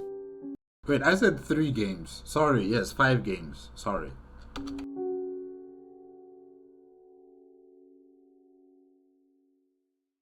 As the second day began, questions were raised about whether or not Kasparov would change his tactics to counter those of Deep Blue. But preparation was not limited to Kasparov. Much as they had in their other tournaments, the Deep Blue team sat down to alter their program, specifically trying to refine its opening book to avoid any strange tactics from Kasparov. They knew that changing the program in the middle of the match was risky, but with an underprepared computer, they didn't believe they had any other choice. Again, Kasparov sat down at the table, this time opposite Murray Campbell, and the game began. With Kasparov playing white, he had the opportunity to dictate the opening of the game. On his first move, he chose what's called the ready opening, where white advances the knight on the king side. This is what I usually do. That's my opening. That's usually my opening. I use my knights first, Yeah. A fairly flexible choice, leaving Kasparov's plans unclear. But his strategy quickly revealed itself. The ready transposed into the queen's pawn opening, and the position that Kasparov encouraged was a slow one with few attacking options. His goal was clear. Kasparov had abandoned his sharp attacking strategy to play anti-computer chess. The next 24 moves continued quietly, with no major threats and both sides taking piece trades to simplify the position, just as Kasparov had planned. By move 24, both of them were down to a rook, a bishop, a queen, and 5 pawns. However, Kasparov had managed to trade his pieces in such a way as to pull open Deep Blue's defenses, much as Deep Blue had done to him the previous game, and now he had a clear positional advantage. Though Deep Blue's pawns were all aligned, they occupied dark squares, and Kasparov's bishop was on the light squares, meaning that it could move with impunity. Recognizing its poor position, Deep Blue began to repeat moves, trying to force a draw by moving its king back and forth. But Kasparov saw the potential for victory. He's going for that kill. Maneuvering his queen around the open side of the board, he began a joint attack with his bishop on Deep Blue's king, now with little defense in the endgame. On move 48, he was able to wrest a pawn away from Deep Blue, and on move 66, he captured another, leaving it 2 pawns down and its king exposed. After Kasparov forced a trade of queens, it was clear that there was no longer any hope left, and Murray Campbell resigned for Deep Blue on move 73. Deep Blue and Kasparov were now tied at 1 point apiece. Kasparov's plan of creating relatively dull strategic positions had been a resounding success. The Deep Blue team scrambled that evening in order to discover what had gone wrong, and they quickly found the issue. A postmortem. In chess strategy, an outposted piece is one that can no longer be attacked by enemy pawns, and outposted knights are incredibly powerful. However, Deep Blue was considering outposted bishops and knights to be worth the same when outposted bishops are much weaker. If this had been discovered beforehand, it was likely that Deep Blue would have been able to force a stalemate. This created a growing anxiety in the team. They knew that their computer wasn't ready for competition, but with such an egregious bug present in the code, what other issues might arise unforeseen? The third day of the event was a rest day for both sides, but after Game 2, Kasparov was unconcerned. He wrote, quote, "Now that I knew that Deep Blue was only a much faster version of the computer programs I understood well, I relaxed a bit. It was very strong, yes, but it wasn't stronger than I was, and it had clear deficiencies. As with a human opponent, if I could target its weaknesses and avoid its strengths, I would win the match." End quote. Yeah.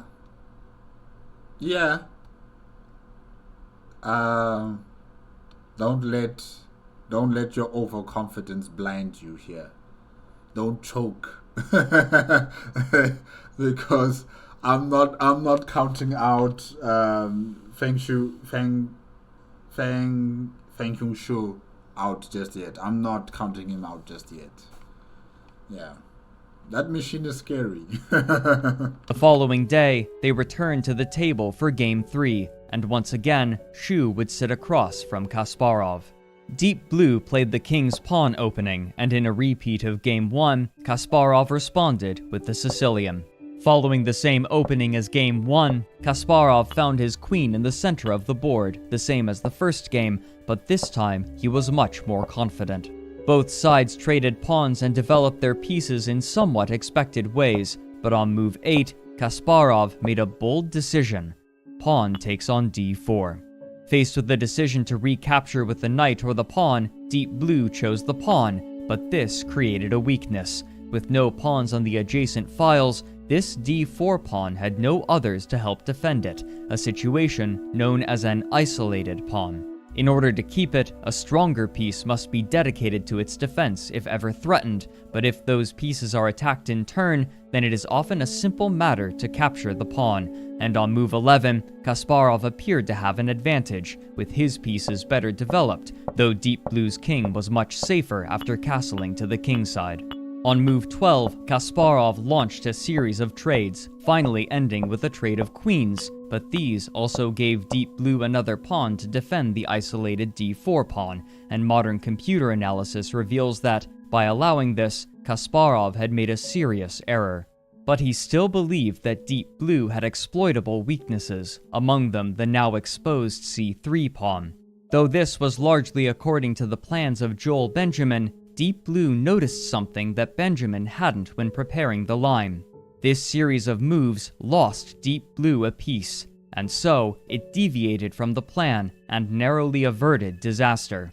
Going into move 20, both sides had 2 rooks, 6 pawns, and a minor piece, Deep Blue with a bishop and Kasparov with a knight. Though bishops are usually favored in endgame scenarios, Kasparov was optimistic about his chances. Despite this confidence, Deep Blue began doing what computers do best, defending their obvious weaknesses. It began moving its king out from behind its defensive pawn wall, a common tactic as pieces become scarce and the power of the king is required. Though Kasparov was It just lost the bishop. It's all it has left are rooks. able to chase it away with his rooks, he quickly realized that there was no way to properly attack Deep Blue's vulnerabilities, and he was forced to admit that its defenses were impenetrable. Oh man. After 39 moves, Kasparov and Shu agreed to a draw. Though the score was even at 1.5 points apiece, and though he had missed what he felt was a winning opportunity, Kasparov was feeling comfortable with the results. Typically, White is considered to have an advantage, and he had White for 2 of the 3 remaining games. Now, with this in mind and his understanding of Deep Blue's playstyle, he felt that he could finish the series in dominating fashion. But the Deep Blue team would fight this assumption to the end.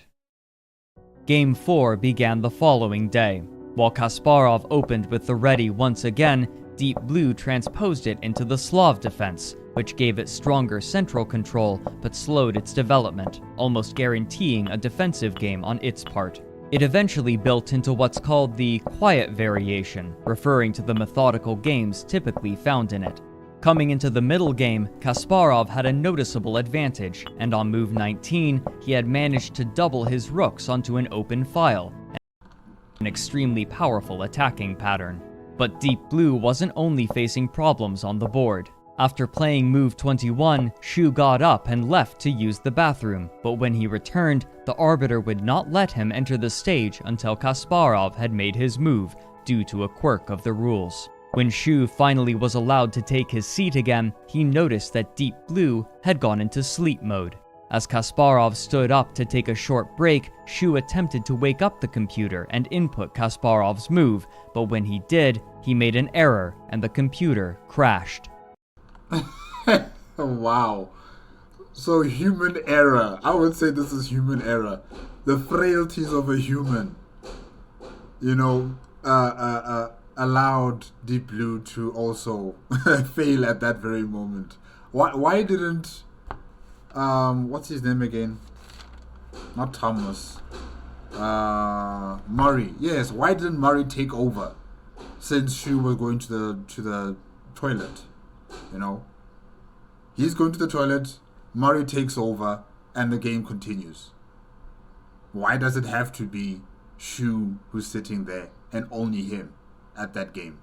I mean, it's not them who are playing the game, it's not the humans who are playing the game, it's the computer. They're just moving the pieces where the computer is directing where they should be placed. So, essentially, they are non-entity. They are not the ones who are playing against Gary. Yeah, but anyways. Kasparov returned to see multiple members of the team hovering over the computer, trying to get it working again, and when he attempted to complain to the arbiter about this strange break of decorum, his mother shouted at him from the audience to, quote, "Shut up!" Despite this issue, the team was able to revive Deep Blue, and the game continued. Around this time in the game, I guess the mother doesn't want any theatrics from his son, from her son, I mean. She doesn't want him to be just making a ruckus over this problem. Okay. Modern computer analyses show that Deep Blue had once again managed to push the game back into an even position.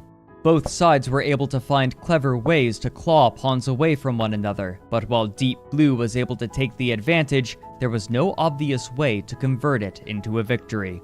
Kasparov had spent almost all of his time, and he only had a few minutes left to play to move 40, where each side would receive an extra hour on their clocks.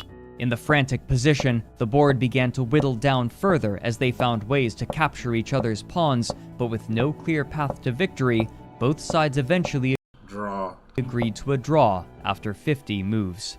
Kasparov and Deep Blue now each had 2 points, but importantly, Kasparov had failed to secure a win with one of his 2 remaining games as white. But these games were already beginning to exhaust Kasparov. Shu recalled speaking to Fredrik Friedel, founder of ChessBase and friend of Kasparov, who said that after the 4th game, Kasparov had entered his hotel room, stripped to his underpants, laid on the bed, and stared at the ceiling for a protracted period of time. Man, that machine is really doing a number on you. Kasparov, it's doing a number on you. Oh. Yeah, you know what? They should have made this a 48 game, 5 months type of game. Instead of just, how many days again? 8 days. Now, I mean, he has to rest. He has to rest. The machine doesn't have to rest. During the rest day, the Deep Blue team was beginning to grow desperate, trying to find an opening line that would help give them an edge in their last game with white, while Kasparov attempted to calm his nerves. All too soon, however, the 2 competitors returned to the table for their 5th game.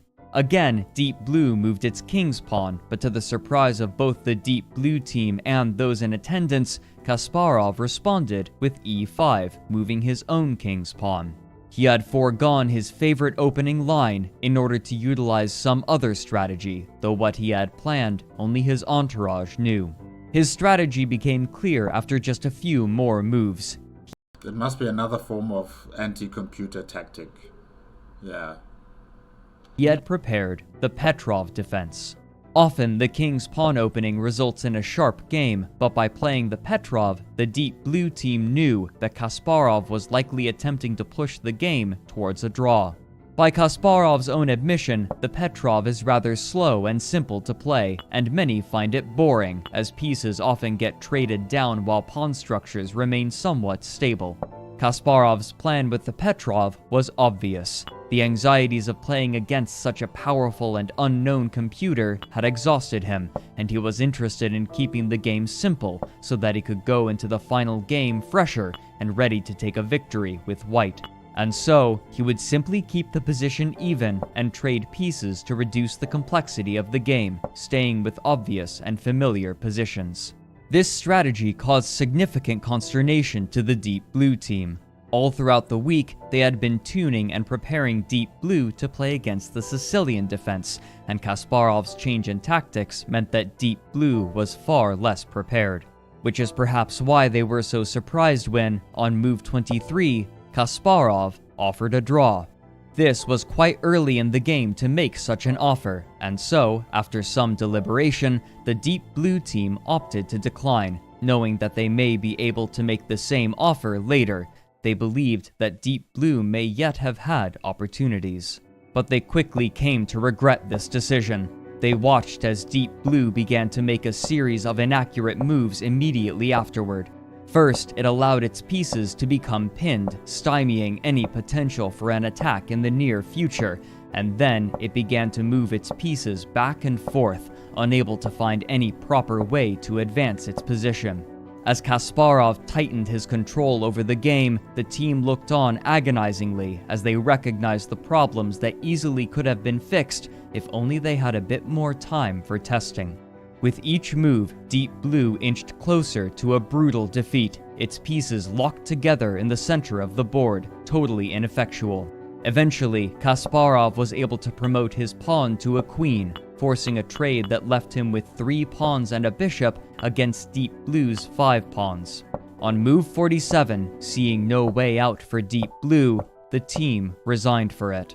Kasparov had won his final game with Black, setting the score at 3 points to 2. Now, all he had to do was draw his final game as White. But beyond this, the Deep Blue team recognized that Kasparov had an even more powerful advantage. He had learned just how to manipulate and dismantle Deep Blue's chess. I didn't think that was possible, though. I didn't think that was possible. I mean, it's a machine, it's not...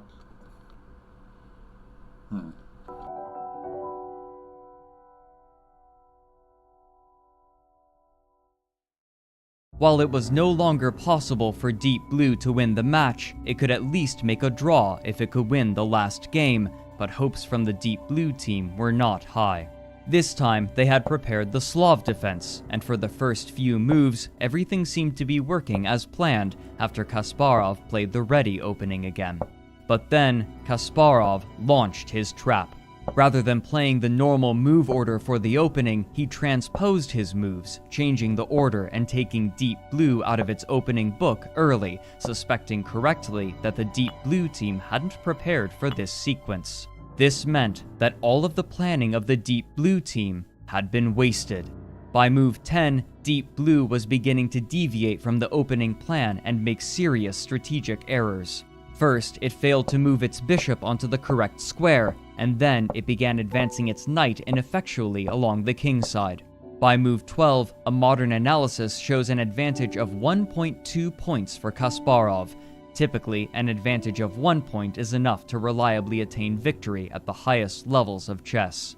After chasing away Deep Blue's knight, Kasparov continued to take control of the board, first pushing back Deep Blue's bishop and blocking off any middle game attacking opportunities for it, then continuing to encroach upon Deep Blue's queen side, strangling any attacking opportunities. Multiple times, Kasparov saw chances to deliver crushing attacks, but he knew that this was unnecessary.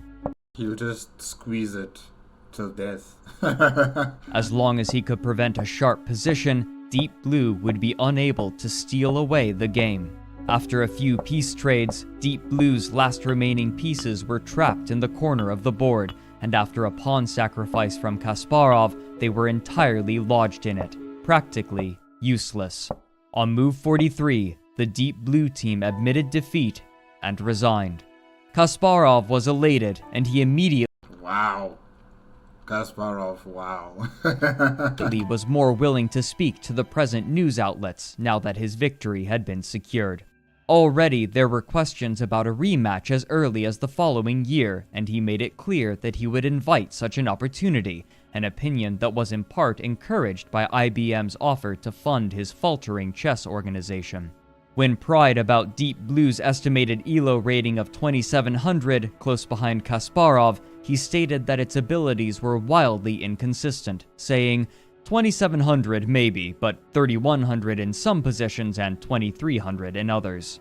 Despite Deep Blue's loss, IBM's investment in Shu's chess computer had already achieved their goals. As a Oh, they got money? result of their newfound notoriety, IBM not only had become a commonly recognizable company in America and abroad, but its stock had risen by $3.3 billion in the week following the match. Ooh, yeah, they have money. They have the money. They have the money.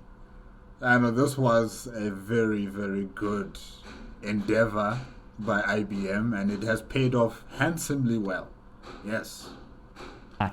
Shortly afterward, IBM signed a contract with Kasparov to play a rematch the following year. Why do you need to do that? Did they sign a contract before? What is entailed in this contract? Gary Kasparov. Yes, what's entailed in this contract? I don't think did he sign a contract before with the previous game? I don't think so. So why all of a sudden are we signing contracts now? Is it because they're giving him money for his foundation or organization? So they're trying to make sure that he actually upholds to the deal. That they're going to, play against each other one more time. Okay. It's just a bit strange, really. Why do we need a contract now? We never needed it before. But Shu's team was feeling much different. They knew that Deep Blue hadn't been prepared as they would have liked, and now Kasparov had revealed many of the weaknesses that they might otherwise have overlooked. Even as Deep Blue was playing, they were considering methods to improve it. Beyond the practical considerations, this week had given them something perhaps just as important: determination. Throughout the match, Kasparov had made surprising decisions, foregoing piece sacrifices that he otherwise would have taken for one simple reason. While he was confident that he could defeat a human with his typical mode of play, he knew that a computer was a much different opponent, one who was unfazed by brutal tactics such that Kasparov enjoyed. However strong his calculations may have been, he recognized that using them against Deep Blue was inviting defeat, and he had shifted to slower strategies just barely in time to take victory. At the time, he hadn't known just how incomplete Deep Blue was, and after the rematch was scheduled for the following year, he had assumed that it wouldn't be possible to substantially improve upon its abilities before then. But for the I don't know about that. You're gambling there, and I don't think it's the right gamble. the last 12 years, the work of feng-hsiung Shu had been underestimated time and again, and in every instance, this overconfidence had led to ruin for his opponents. Yeah. I want to know about this contract. What are the rules and the parameters of this contract?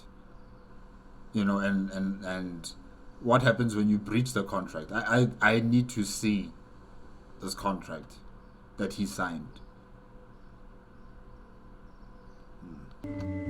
Before the 1996 match with Kasparov, Hsu had theorized numerous potential software improvements, and after the match, he had conceptions of new chips as well, but not to increase the search speed.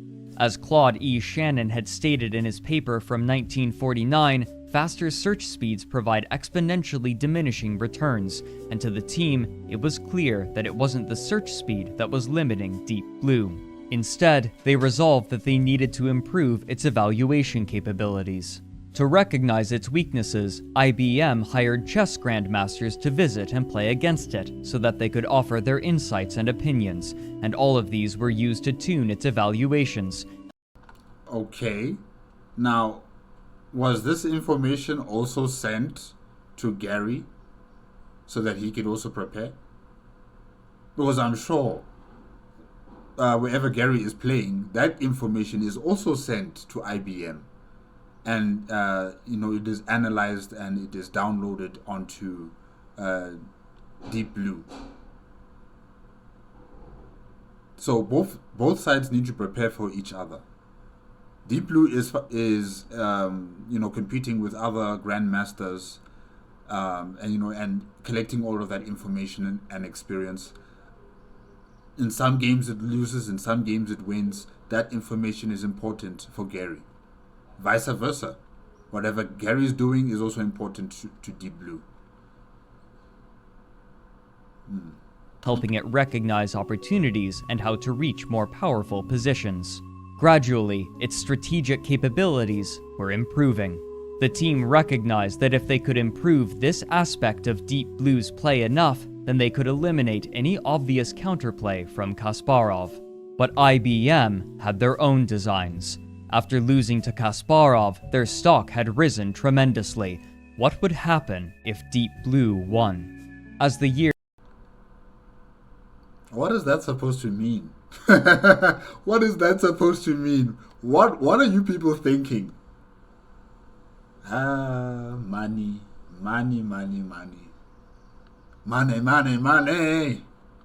Passed, Kasparov began to grow unnerved. Before, IBM had been relatively communicative, and whenever he had questions or wanted to discuss with their executives, they were quick to answer him. Now, they were almost entirely silent. After he had signed the contract for the rematch, there were no more earnest discussions about the funding of Kasparov's chess organization. Oh my gosh, he should not have signed that contract. He should not have signed that contract. He should have went for legal assistance first. Maybe he did, but I don't think they were good. I honestly don't think they were good, because this should have been in the contract. That communication between Kasparov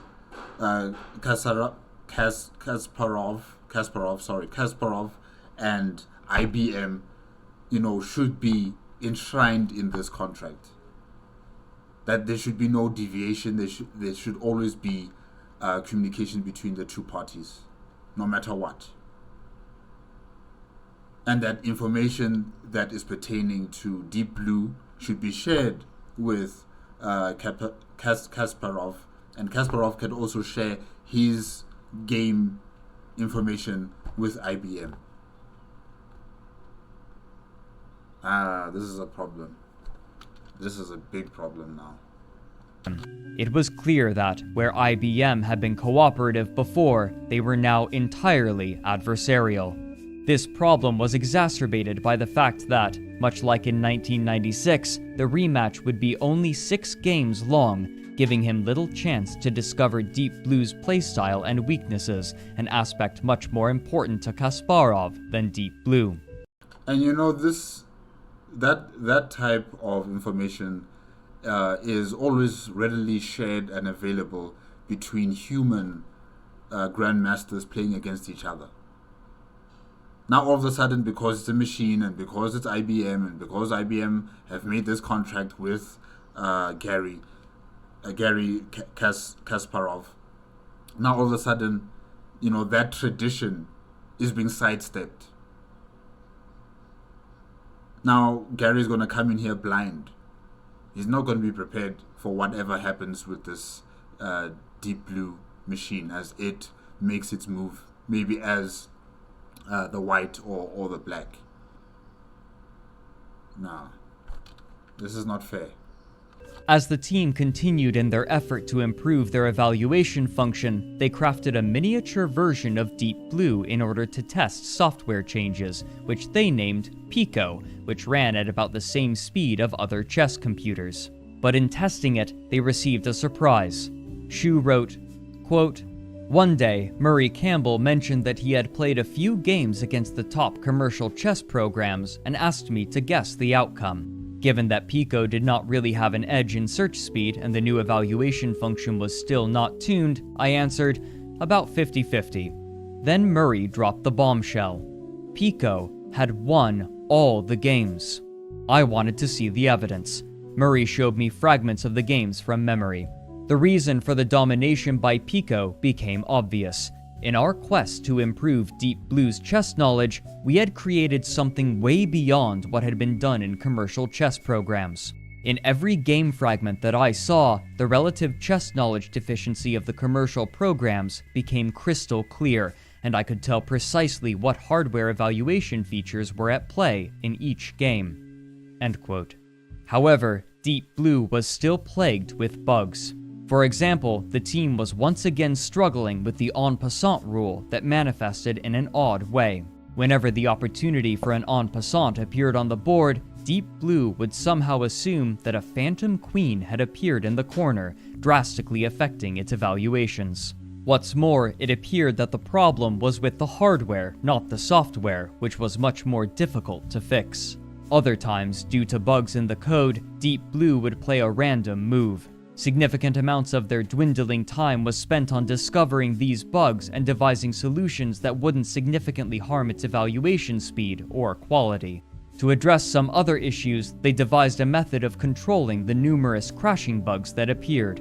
Rather than crashing the entire system, Deep Blue would self-terminate the program so that it wouldn't lose so much time with a full restart. This meant that, even with Deep Blue in an unstable state, it would still hopefully be able to play complete games, and this time there was much more opportunity to hunt for issues, though their time was still quite limited.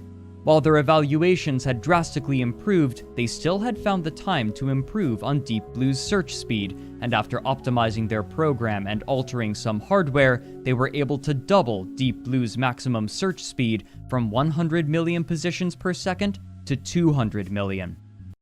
200 million. But this time, the Deep Blue team wasn't only relying on their computer's ability to play chess. Miguel Illescas, one of the grandmasters who helped tune Deep Blue, would later write, quote, "Of course, we also built in some tricks for Gary. For certain moves, there was a delay, or some moves it played immediately. In some positions, we bet that Gary would play the best move, and if he does, let's reply immediately. This has a psychological impact as the machine becomes unpredictable, which was our main goal." And thus, Gary would not be able to respond accordingly, even more than ever before. Because the machine is now playing mind tricks. Will Gary be able to play mind tricks on the machine like before? I don't know. As they perfect it, as they tune and optimize it even further.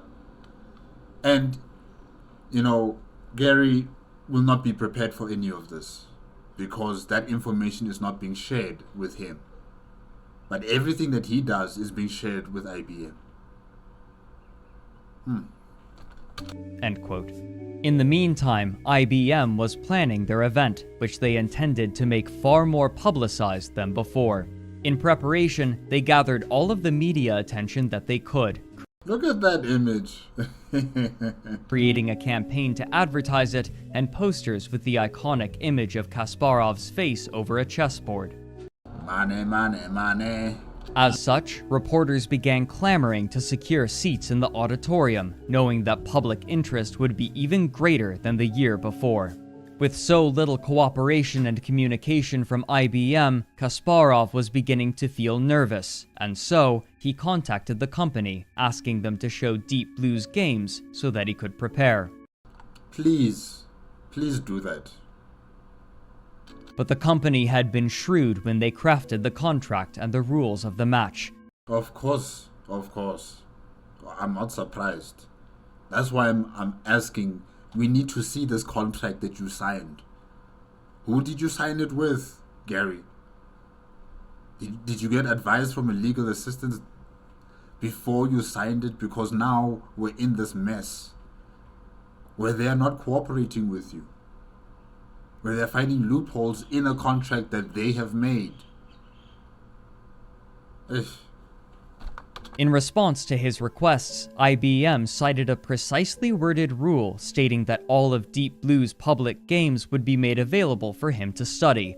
However, the games between it and the grandmasters they hired were private, and therefore they were under no obligation to provide them to Kasparov. By making certain that Deep Blue played no public games before the match, they could entirely nullify one of Kasparov's greatest strengths, his preparation. However, the Deep Blue team had access to all of Kasparov's games, allowing them to prepare for him specifically, and thereby creating an advantage for Deep Blue even before the first game was played. This is so not fair. This is just terrible, really. Some of his demands, however, were grander, such as when he asked IBM for a version of Deep Blue against which he could practice. This request was similarly denied. The match would begin on May. You know, before you sign that contract, you should have said, I'm going to add in my own input first, and then we see if you agree. If you don't agree, and I don't agree, we're going to have to find a compromise. You should have been talking to them thoroughly, word for word, sentence by sentence, everything in this contract, back to front, until you are thoroughly satisfied. Just like when you're playing chess. You know, you have to predict the movements of your enemy. You got to do the same thing with IBM and their shrewd lawyers. May 3rd, 1997, in the Equitable Building in Manhattan, only a 30-minute drive from the Deep Blue laboratory. When the day finally came, the Deep Blue team was uncertain. Again, time worked against them, and they felt that if they had 6 months more, they could confidently challenge and defeat Kasparov, but as their computer was, they still felt they had a reasonable chance. All of that just to beat one man. All of that. Circuitry, electronic components, everything, just to beat one man's mind. The prize pool had been increased so that the winner between Kasparov and IBM would take $700,000 and the loser would take $400,000. But to both Hsu and Kasparov, the money was immaterial. The only thing either side cared about any longer was victory.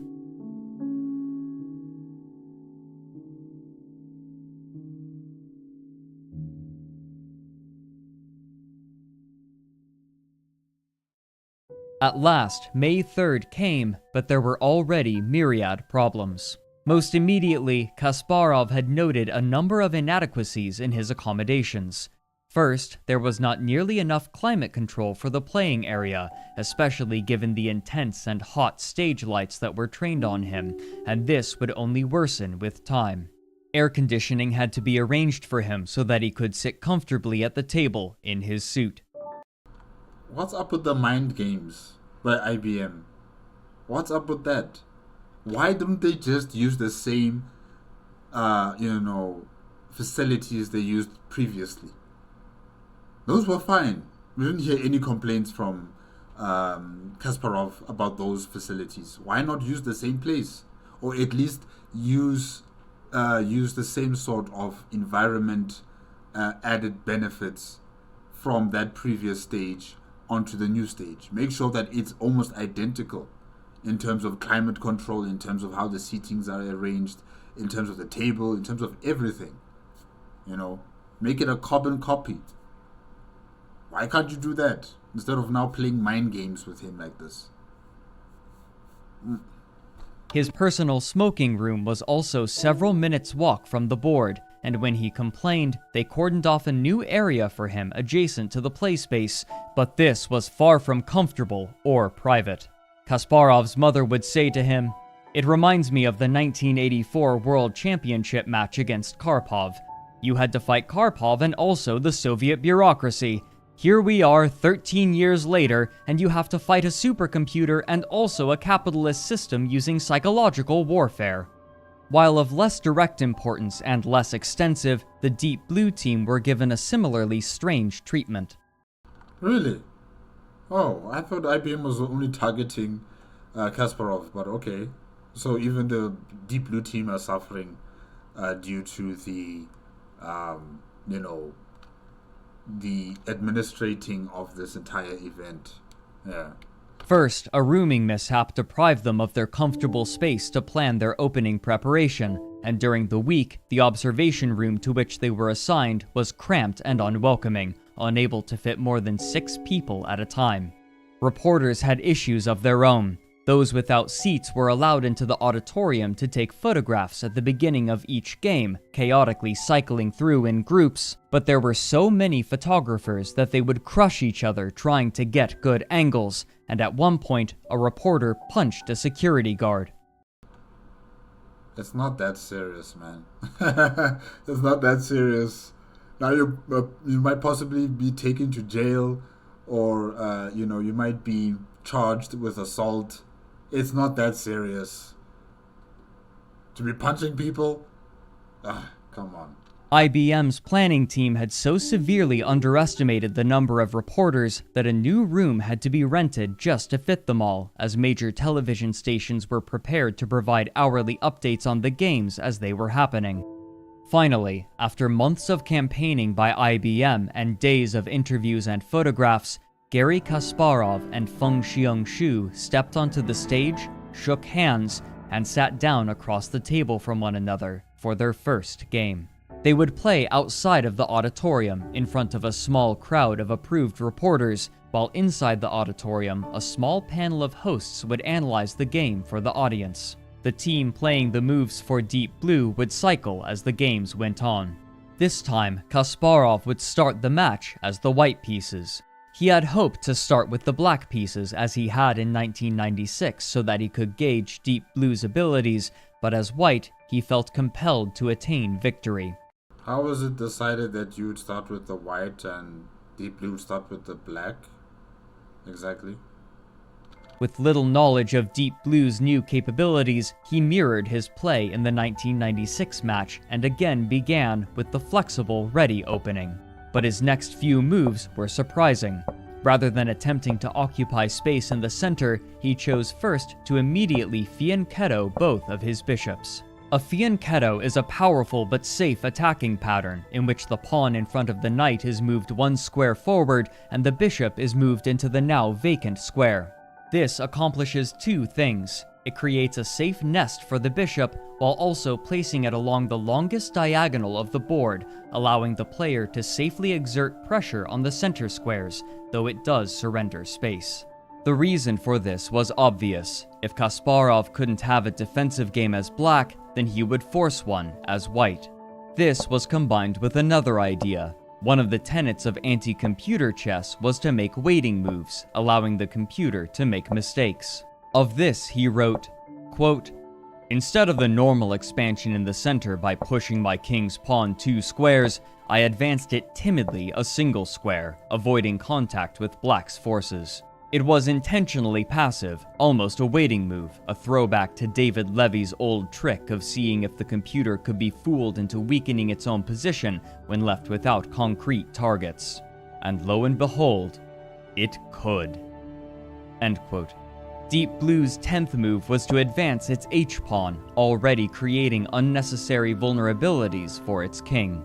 Seeing opportunity, Deep Blue began encroaching on Kasparov's space, and Kasparov continually refused to meet it and offer a target.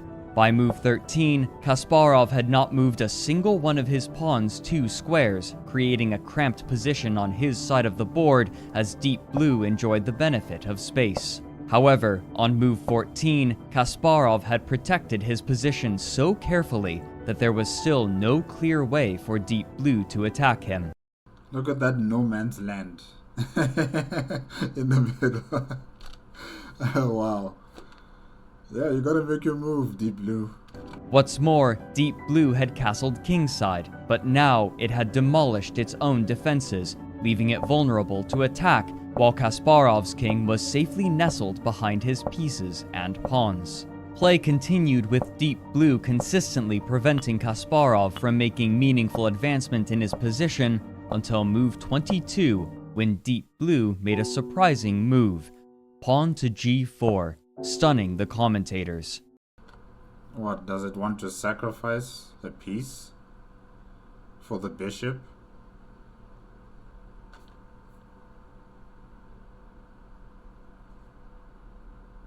No, he can't use his knight. He'll have to use a pawn.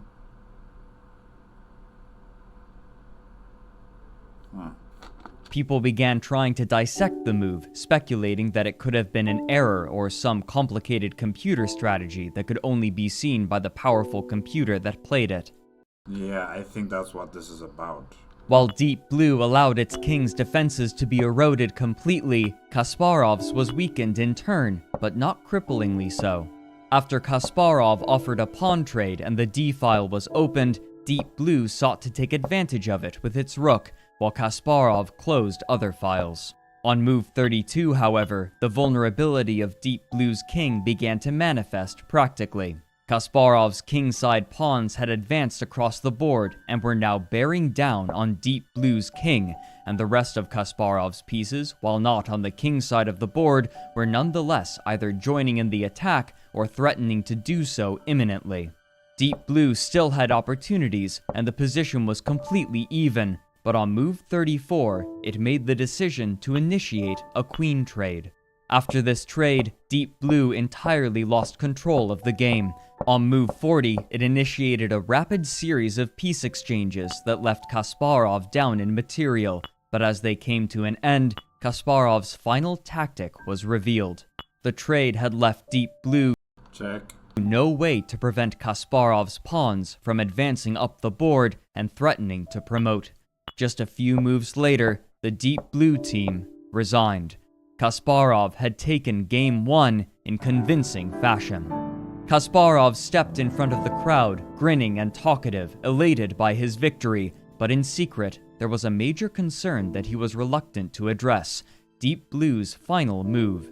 It had taken an inordinate amount of time to move its rook to Kasparov's back rank, and by all accounts, this move seemed worse than useless.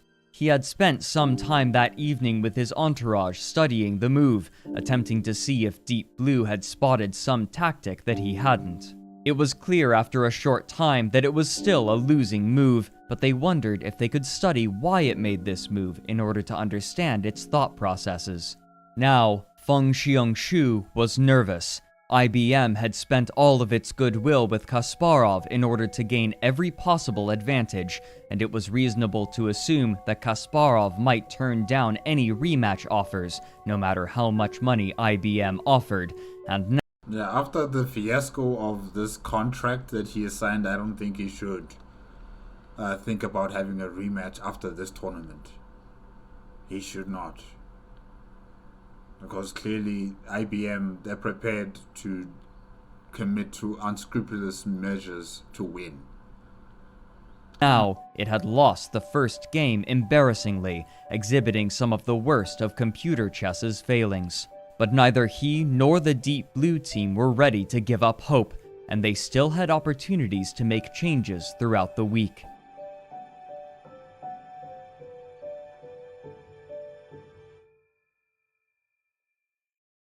At the beginning of Game 2, Garry Kasparov was still confident, but the mythos around the match was already building. While Kasparov's anxiety from the rook move had been resolved fairly quickly, Fredrik Friedel wrote an article for ChessBase exaggerating the mental strain the move had caused Kasparov, and others spoke of the game in reverent tones, discussing how some of Deep Blue's moves had actually been genius, with different justifications.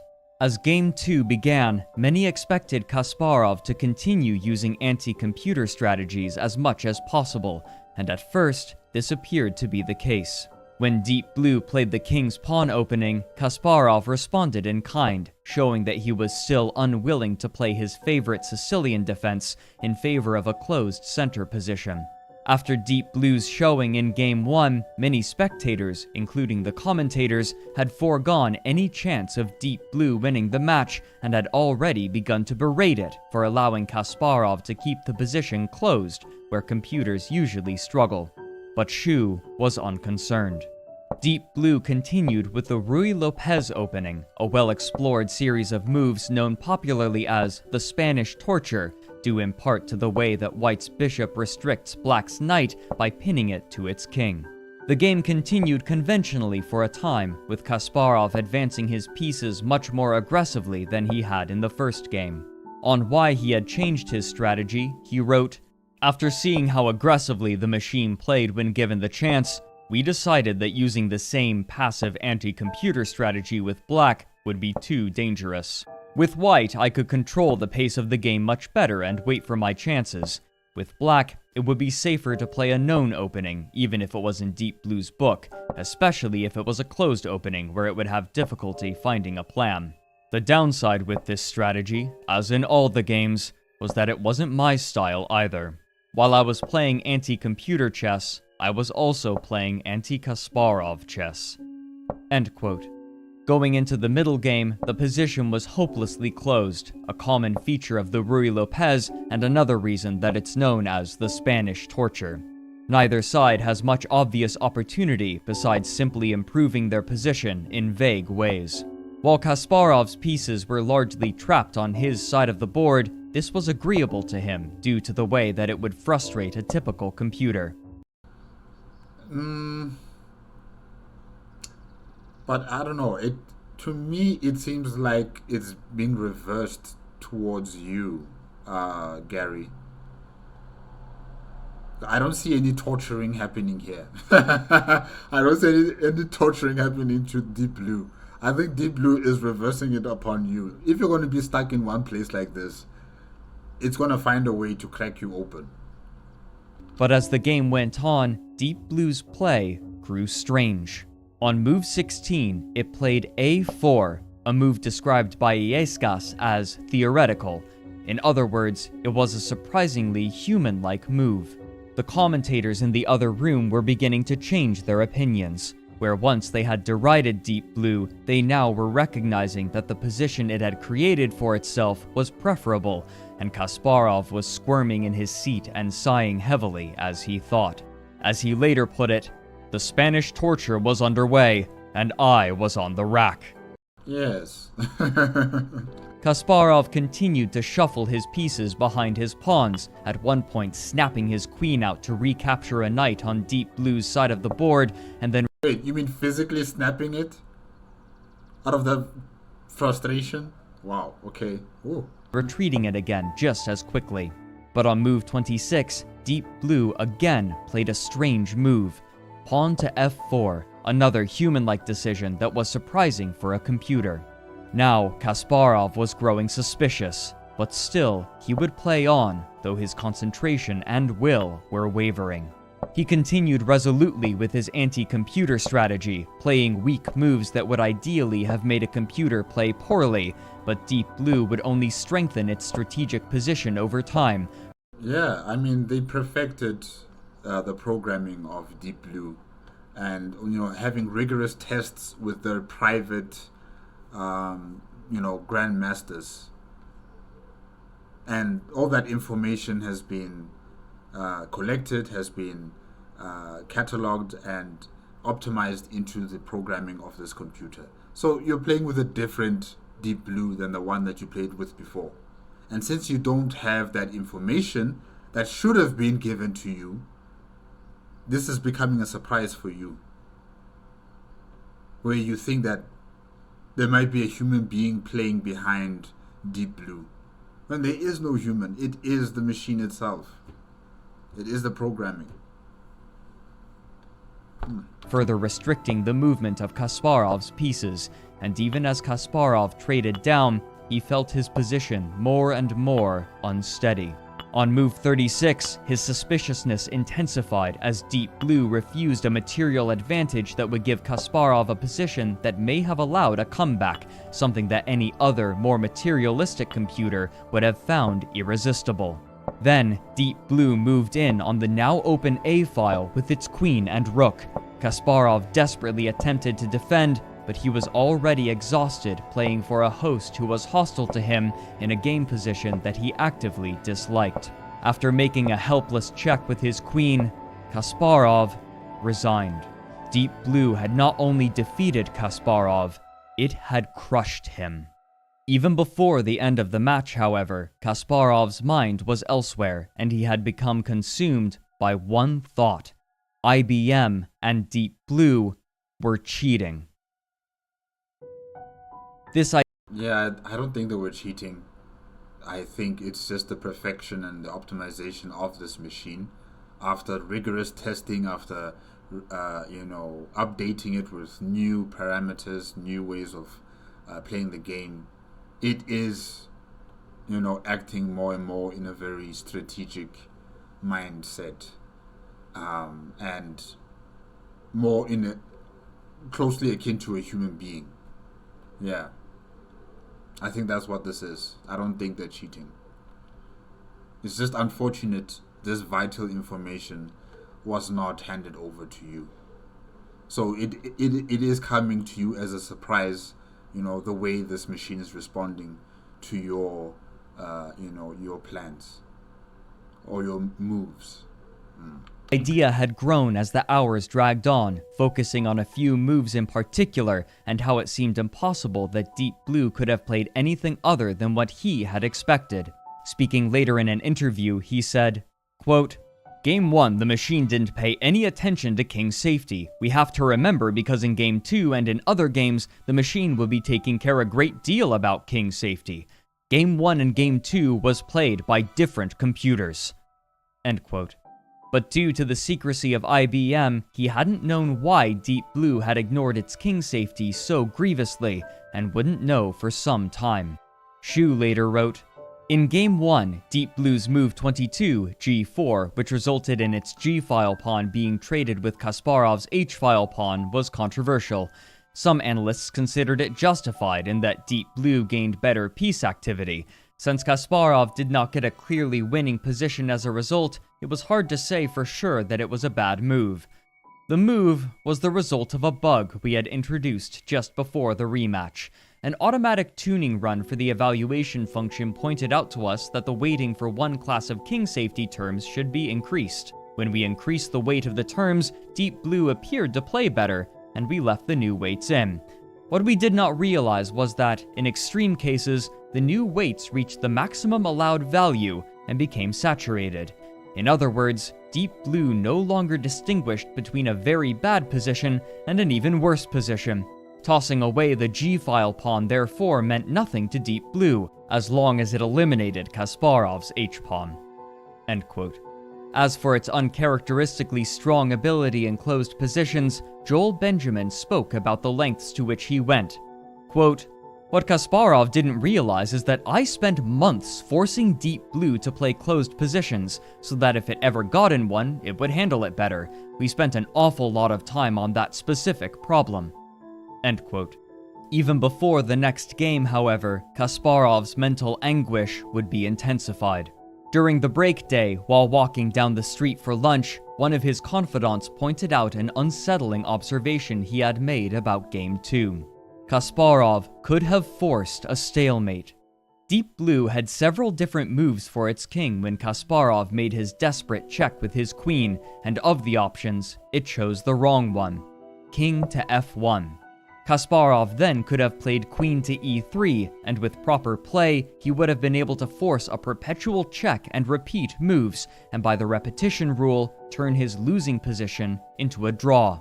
He had been so distracted by the idea of foul play that he had resigned before discovering this opportunity, and as they had just recently passed move 40, he had another hour on his clock, plenty of time to find this line if he had not given up. The Deep Blue team was uncertain how to proceed and prepare. Shu wrote, The seed of Gary's Game 2 loss was clearly his desire to play anti-computer chess, which led him to reach awful positions that were supposedly good against other computers, but turned out to be dismal against Deep Blue. But this was analysis based on pure chess merit. Our amateur psychological analysis of Gary's mental state led to a very different conclusion. He had a very strong will. Most people would even say that he could be stubborn at times. He came to the match with a set plan, and that apparently was to play anti-computer chess. It was most likely that he would not change his plan unless it proved to be a complete failure." End quote. The next day, Kasparov appeared at the board entirely distraught and clearly unable to focus. In some ways, the imperfection of Deep Blue made his situation worse. He could no longer tell with any level of confidence if it saw some tactic that he couldn't, or if it simply was making an error. What's more, he couldn't help but wonder if there was actually a human choosing the moves, perhaps aided by Deep Blue's evaluations. For Game 3, Kasparov once again had the white pieces, and Deep Blue had the black. However, as the opening proceeded, it became abundantly clear that, even with the advantage of white, Kasparov was playing scared, closing the position, retreating, and declining piece trades that he otherwise would have taken. Though Deep Blue wasn't always playing the best moves, Kasparov would hesitate at every opportunity that he discovered. He's been mentally compromised. After 17 moves, Kasparov at last made his first capture to open the board and allow for attacking chances on the B file. As he did, he began to offer other piece trades, but Deep Blue declined them, keeping the game in the mostly closed and messy position. Ideally, Kasparov would be able to take advantage of this. Yeah, isn't it like what do they call it again? The Spanish torture? But to him, unknowing of Deep Blue's true capabilities, every perceived error was a potential tactic. In particular, Kasparov noted that, instead of pushing his rook into Deep Blue's back ranks, he opted instead for a queen trade, a decision uncharacteristic of him. On move 35, through careful piece trading, Kasparov was able to give Deep Blue 3 vulnerable pawns as potential targets, but with no dark-squared bishop to take advantage of them, and no way to maneuver his rooks to their side, the vulnerability of these targets was mostly illusory. After 48 moves, the game was agreed to be a draw. The score was still even, but Kasparov had now drawn one of his games as white, leaving him at a significant disadvantage in the match. After Game 3, Kasparov got up to speak in front of the audience, but when asked by press about the game he had just played, he quickly shifted to speaking about Game 2 again, saying with an awkward smile that, quote, "Something truly unbelievable happened." But the reporters had detected his suspicions, and one directly asked him if he believed that there had been human intervention. Kasparov refrained from directly answering the question, but made an oblique reference to Diego Maradona's famous Hand of God cheating incident in Interesting. Interesting that you bring that up. soccer.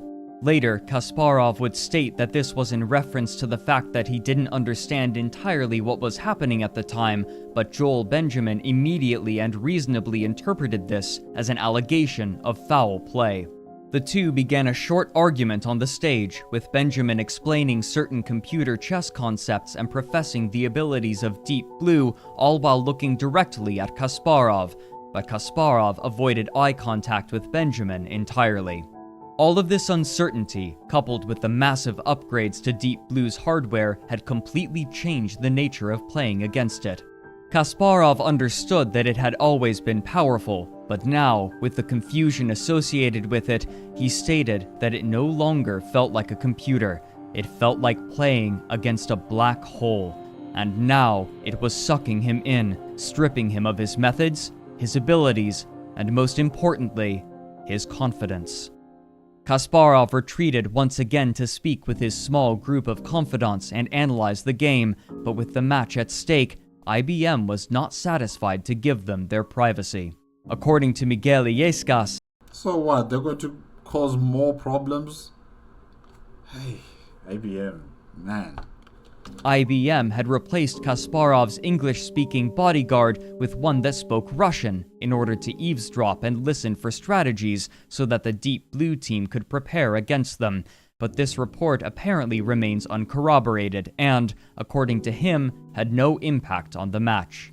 What's more, IBM was now worried about Kasparov's concerns being reported any more than in the post-game interviews. Jeff Kisseloff, the reporter hired by IBM to write about Kasparov's side of the match, had his press pass revoked after IBM edited one of his stories to be more favorable to the company, but accidentally published the unedited version online.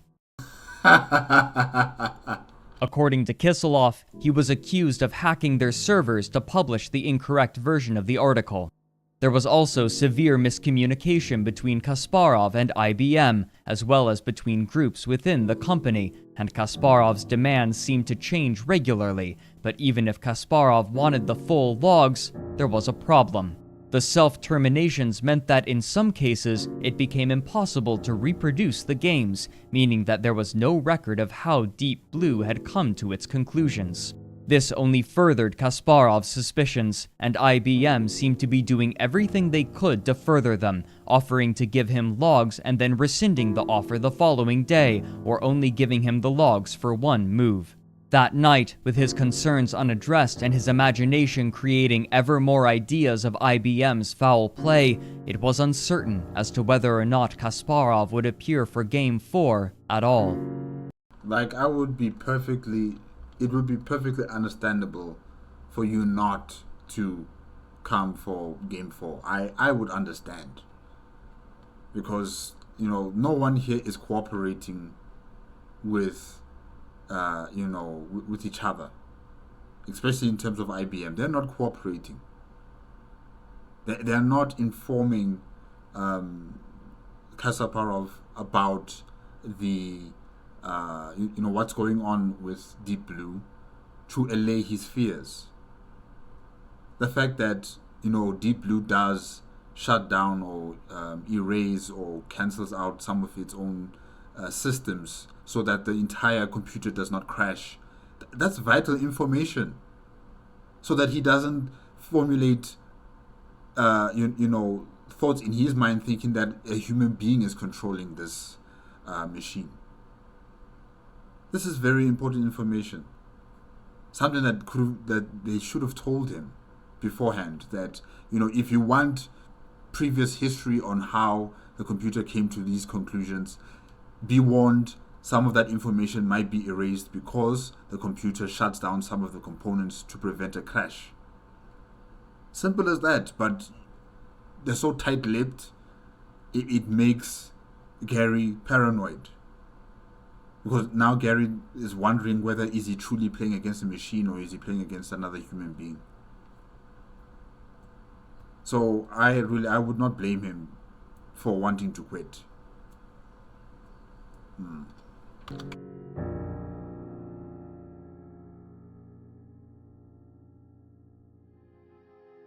Despite his severe reservations, and after his manager spoke at length with him, Kasparov reluctantly appeared the following day, and Game 4 began with Deep Blue as the white pieces and Kasparov as black. Deep Blue again opened with e4, and this time Kasparov played the Caro-Kann defense, a passive but flexible response. The rest of his opening was unconventional, however, with a novel and passive posture, and again, he kept his pieces protected on his side of the board as Deep Blue expanded outward. By move 5, modern analysis shows an advantage of 0.8 points for Deep Blue, but again, it would struggle knowing what to do with this advantage, and soon it would squander its attacking opportunities when it closed the position on move 9. Quickly, Deep Blue traded off all of the bishops on the board to double Kasparov's pawns and weaken his kingside, and so, both sides decided to castle queenside. Still, Deep Blue saw opportunities on the kingside, and so it traded its center pawn to isolate the double pawns, further weakening them. Over time, Deep Blue advanced its position, but then, oddly, it again began to push its pawns in front of its king, entirely demolishing its defenses, much as it had in Game 1, in order to gain attacking opportunities. Kasparov was taken aback, and the commentators were uncertain what to think of this move. As it turned out, this move was caused by the exact same king defense bug as in Game 1. While some had thought Deep Blue's position to be reasonably strong, this was refuted as the game continued, and after trading down, the position was now even, with 2 rooks and 3 pawns apiece on move 41. After threatening a repetition draw, Deep Blue was able to force Kasparov to trade rooks, which quickly devolved into a clearly stalemating position, and the 2 sides agreed to a draw. There were now 2 games left with an even score. Kasparov was feeling frustrated for letting the game drift into a stalemate, but decades later in his book Deep Thinking, he wrote, quote, "I missed one good attacking chance, but still had the clear upper hand all the way through to the endgame, only to find that the machine had a series of incredible drawing maneuvers that I could never have foreseen. Even today, looking at the game after move 36, I cannot believe I failed to win that position, and even more incredibly, that the position might not even be objectively winning at all." End quote. Above all, this was a demonstration of a computer's ability to see far deeper than any human, even if it didn't always interpret the positions correctly due to coding errors. There would be a 2-day break before returning for the final 2 games. With the score even and each side playing 1 game as black and 1 as white, the stress of each game was heightened, but while Kasparov was weakening with exhaustion, Deep Blue was only strengthening as its team corrected the bugs that had damaged its play in the first 4 games. That's why I'm saying this game should have been stretched out for months. It should have been stretched out for months because, Gary is still human. Okay, he's a human being. And this machine knows no rest. It knows no rest. So yeah, I think this thing should have been dragged out for at least 2, maybe 3 months. Kasparov had white for the final time in Game 5, meaning that a draw was unacceptable, but his passive strategy often made it difficult to force checkmating opportunities. Unable to construct a better plan, however, he once again chose the ready opening and fianchettoed his bishop, and when Kasparov advanced his pawn to attack Deep Blue's bishop, it opted to trade rather than retreat it, weakening Kasparov's hypothetical defenses on the king's side so that, even though the back rank was clear, castling there was still dangerous. As before, Kasparov would play much more passively, snapping his bishop out to recapture and retreating it immediately. But Deep Blue was on the advance, and on move 12, its pieces were far more active and developed than Kasparov's. However, Kasparov was able to force Deep Blue's pieces farther back and trade away the last of the center pawns, leaving both players' kings remarkably exposed. Deep Blue opted to castle queenside, which modern analysis reveals to be a major mistake. However, Kasparov either missed the opportunity or forewent it in fear that it had some complicated tactic. This fear was bolstered by its earlier pawn push to h5, a befuddling maneuver. Iescas, speaking to Shu, noted that maybe 1 or 2 of the top 10 players would play it, but only after a drink or 2. Though this weakness gave Kasparov opportunities, he was too afraid of Deep Blue to capitalize on this in the way he instinctively felt that he should. By move 19, the game had become remarkably sharp and complicated, a position that favored Deep Blue, and now both sides had castled queenside, further sharpening the game. Deep Blue opted for a trade of rooks, followed by an offer for a queen trade that Kasparov accepted. Now, both players had doubled pawns on the g-file with no obvious avenue of attack, and as they traded their last pieces down, it became obvious that the game would almost certainly result in a stalemate. On move 49, the 2 sides accepted a draw. Now, the score was even, there was only 1 game left. Deep Blue had the advantage of the white pieces, and Kasparov was too afraid of Deep Blue to take the opportunities that it had granted him. I wonder how is he going to respond with black now? Is he going to be extremely defensive, or is he going to just try to attack with black? Mentally, Kasparov was defeated, but he would still throw himself at the board one last time. On the day of the 6th game, the auditorium exhibited an atmosphere like a sporting event, but Kasparov was clearly exhausted as he sat down across the table from Joel Benjamin. In fact, he hadn't even decided if he was to attempt to win or play for a draw, but playing for victory was a large decision given that he had the black pieces. Again, he began with the Caro-Kann defense, and Deep Blue wasted no time taking the center. As Deep Blue advanced its knight up the kingside, Kasparov again played defensively for his opening moves. But then, on move 7, after taking 7 minutes for what the commentators saw as a fairly obvious move, he instead decided that he would attempt to chase away Deep Blue's knight with h6. Spectators were baffled. The line that they were playing was well known and well explored, and they knew that if Deep Blue sacrificed its knight on e6, it would have a significant, if not crushing, advantage if it could play the ensuing position well, but it could only happen if Black first played h6. So why had Kasparov allowed this vulnerability? He There might be stress. later wrote about it, saying, quote, "Of course I was aware of knight takes on e6. I was also aware that it would be a killing move if Deep Blue played it against me in Game 6. I simply knew that it wouldn't. Machines are not speculative attackers. They need to see the return on their investment in their search before they invest material. I knew that Deep Blue would decide to retreat its knight instead of playing the sacrifice, after which my position would be fine." But remember that it has sacrificed before. Multiple times, in fact. So I don't know if Deep Blue is going to commit to retreating. It might actually want to push forward and sacrifice its knight. End quote. This was not a ridiculous supposition. Most computers were hard-coded not to play the knight sacrifice, as the Yes, but this is different now. We have seen it happen before. their creators knew that they could not play the position well enough.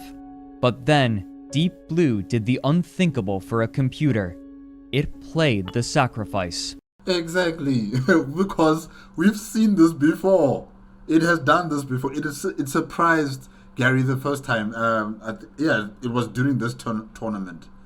It has done this before, where it has sacrificed its knight. So it's not really a surprise that it's doing it again.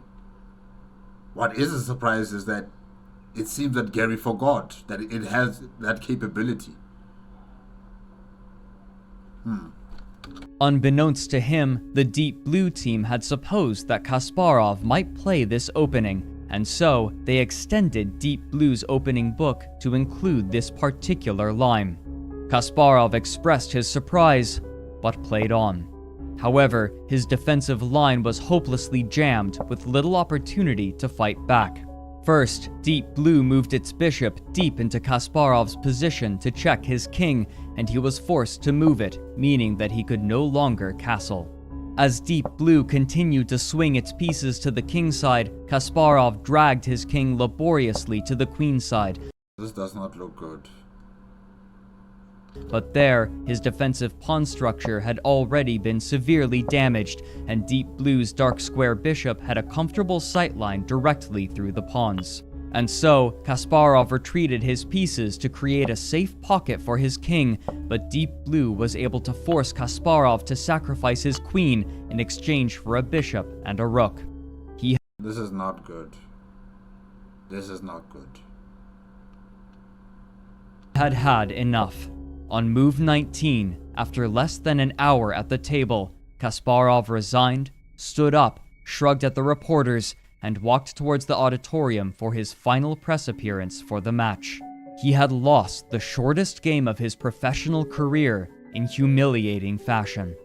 As he stepped in front of the audience, they still supported him, with some even chanting his name.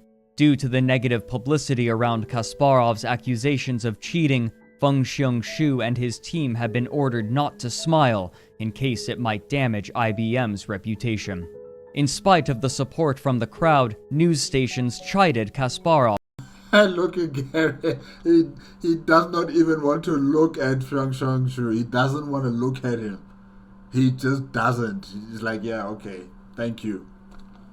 for his poor sportsmanship and praised IBM for its triumph. A few days later, Kasparov contacted IBM CEO Lou Gerstner asking about a third match. No. I think we've seen enough. Best 2 out of 3, but though Gerstner was superficially receptive, Kasparov recognized that there would be no third match. IBM had already achieved what they'd wanted. In the week after the first match in 1996, IBM's stock value rose an estimated $3.3 billion. This time, their stock value rose by approximately $11.5 billion. It's all about that money, and they got it. The company likely wanted to make certain that they remained the ultimate victors. This was against the will of Feng-hsiung, who was still interested in continuing his work, despite having technically achieved what he set out to do. But now, for him, despite his triumph, the victory was tainted by the bad press that had surrounded the match and the ill will that had grown between his team and Kasparov. And this could have all been avoided if IBM cooperated with Kasparov. It could have all been avoided. But because they want to keep secrets, they want to keep it to themselves, whatever new developments are happening with Deep Blue. Now, this formerly cordial relationship has just evaporated into this antagonizing, very frustrating situation. And I don't see it being resolved anytime soon, it seems.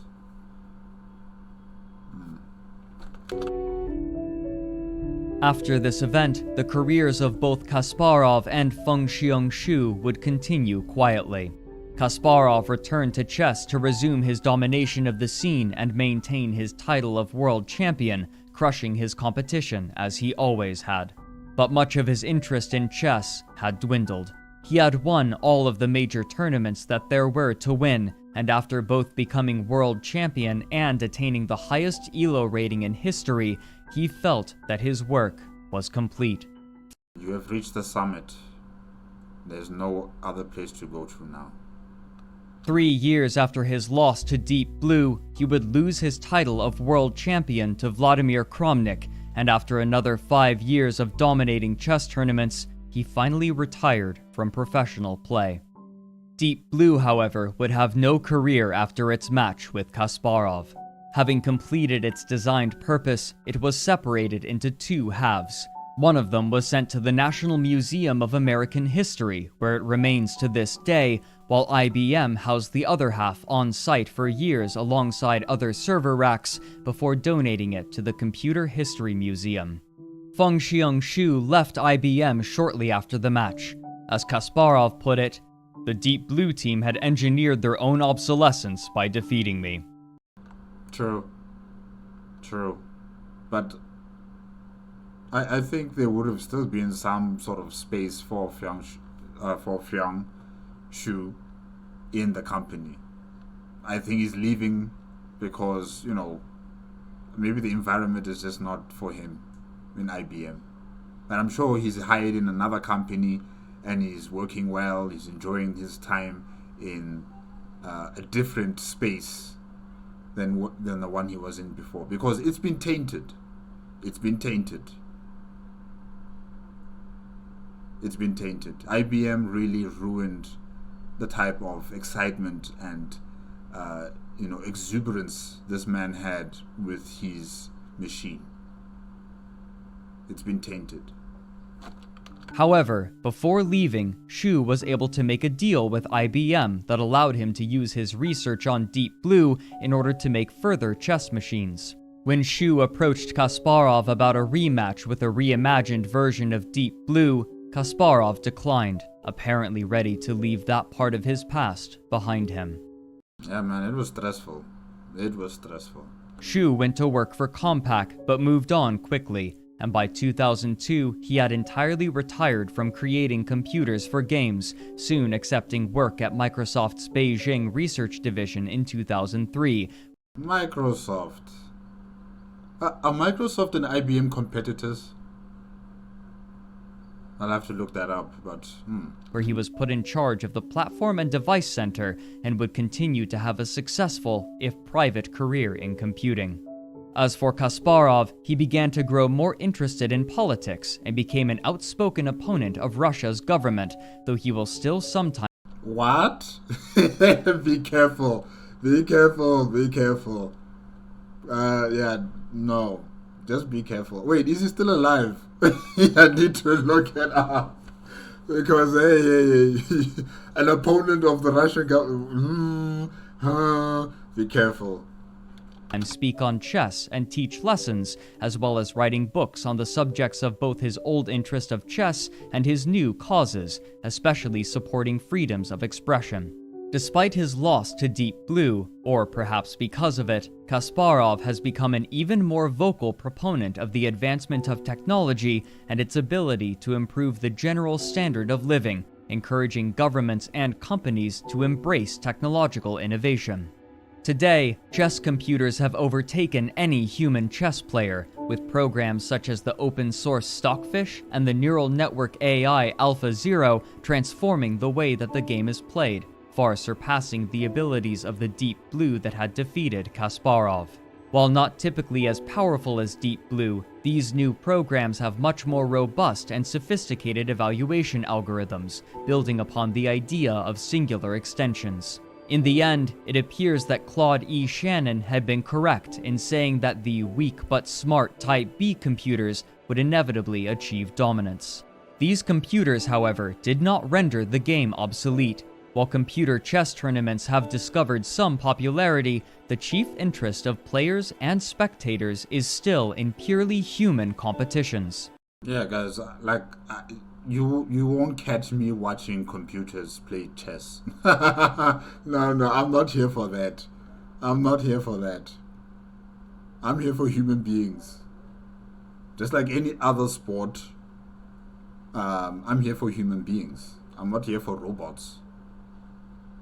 The use of computer-aided analysis in these tournaments is strictly forbidden, and the ideal match remains a mental struggle between two players with no assistance from others, including chess programs. And where Kasparov had accused Deep Blue of playing suspiciously human-like, chess players will nowadays accuse one another of playing suspiciously computer-like.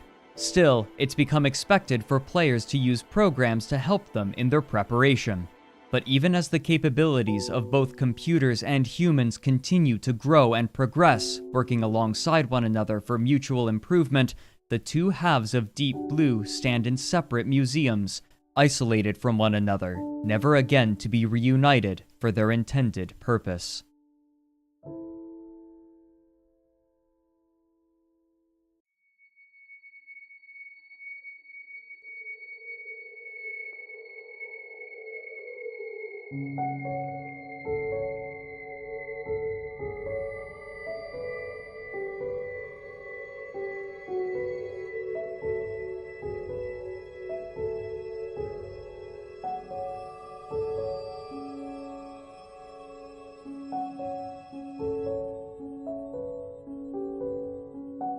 Deep blue waves rise around me,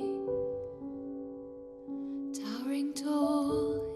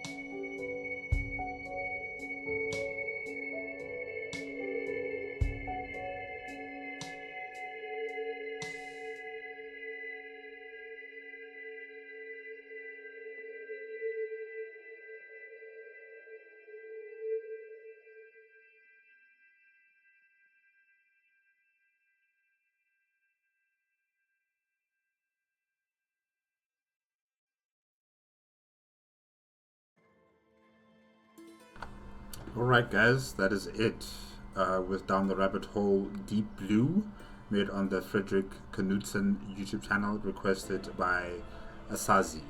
Yes. This computer that feng-hsiung has created, really, it was his pride and joy, along with everybody else who was contributing in creating this chess computer. And it had success. The first iteration, what was it called again? Was it chipset, right? Yes, it was chipset, then deep thought, and then came deep blue. The various iterations of this chess computer, or computer chess game or program. Really, it was a combination of a lot of sacrifice, a lot of work by multiple people. And can I say it was hijacked by IBM? I thought IBM really were interested in the development and the progression of this technology and how they could further use this technology for other applications. But no, in the end, it's money.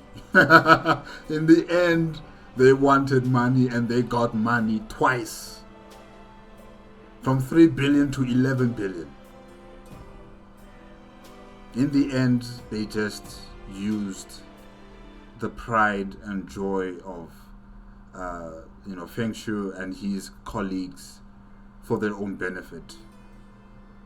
They muddled it up, and it also turned the chess community upside down, because now there's some conspiracies that they might have been cheating, and the fact that they were not cooperating with the world's best chess master. They were not cooperating with Gary, and all of this negative publicity was out into the public. It just tainted the entire tournament. It just made it just a pariah, I would say. And IBM did this all just to make sure that they would get a huge amount of money, tremendous amount of money. I really thought they had good intentions, but I guess, when you're a business, money is paramount no matter what. No matter what, money is paramount. But yeah, feng-hsiung, really, his soul or his heart was ignited by Hans Berliner, when he was creating high tech. I think his interest in chess computing was lit up by Hans Berliner, and what he was doing with 64 chips, and feng-hsiung thought that he could do better, that instead of having 64, they could be all condensed into one chip. And that was revolutionary. And he succeeded in making sure that chipset would become a success. And with the help of Thomas, with the help of Murray, and who else? No, Mike Brown comes later. Arthur comes later. Andarasi, yes, Andarasi as well. With the help of these people, they were able to find success. They were able to make sure that their creation would, stand shoulder to shoulder with one of the most advanced chess game computers that were existing during that time. And yeah, really, out of their own simple, computer, they were able to win games and draw games, but not lose games, as far as I can remember, or if I'm correct about that. They haven't really lost a game against another computer. They've only had draws or won the games against other computers, and high tech included was defeated by chip test. Yes. So really, their hard work paid off, and Feng-hsiung also realized that if he should take this path and focus on chess computing, his personal life might be hindered. His financial prospects might also be hindered. But like I've stated before, I think in that department he was going to be secured, because IT companies do look out for people like him who are able to create such ingenious and being proactive in finding solutions to problems. Tech companies will look for people like him. So yeah, his personal life, I don't know how was his personal life. Did he have a family? Did he have time to have a family? Yeah, I'm not sure about that. But financially, he was secured. His employment prospects were also secured. Even after IBM moving over to different companies, still very secure. So at least with that, he did find some sort of success. And the fact that Deep Thought was then renamed into Deep Blue because people thought Deep Thought meant deep throat. Like, I don't understand how does that come about, but there it is. And in terms of the type A or type B, types of programs for the chess, chess computers, at least Feng-hsiung thought of another solution. Instead of having just one type, he would have both types merging together to make a new program that is able to do both tasks or both programming tasks on a far more efficient and advanced basis, in terms of the computers that he would create in terms of Deep Thought and Deep Blue.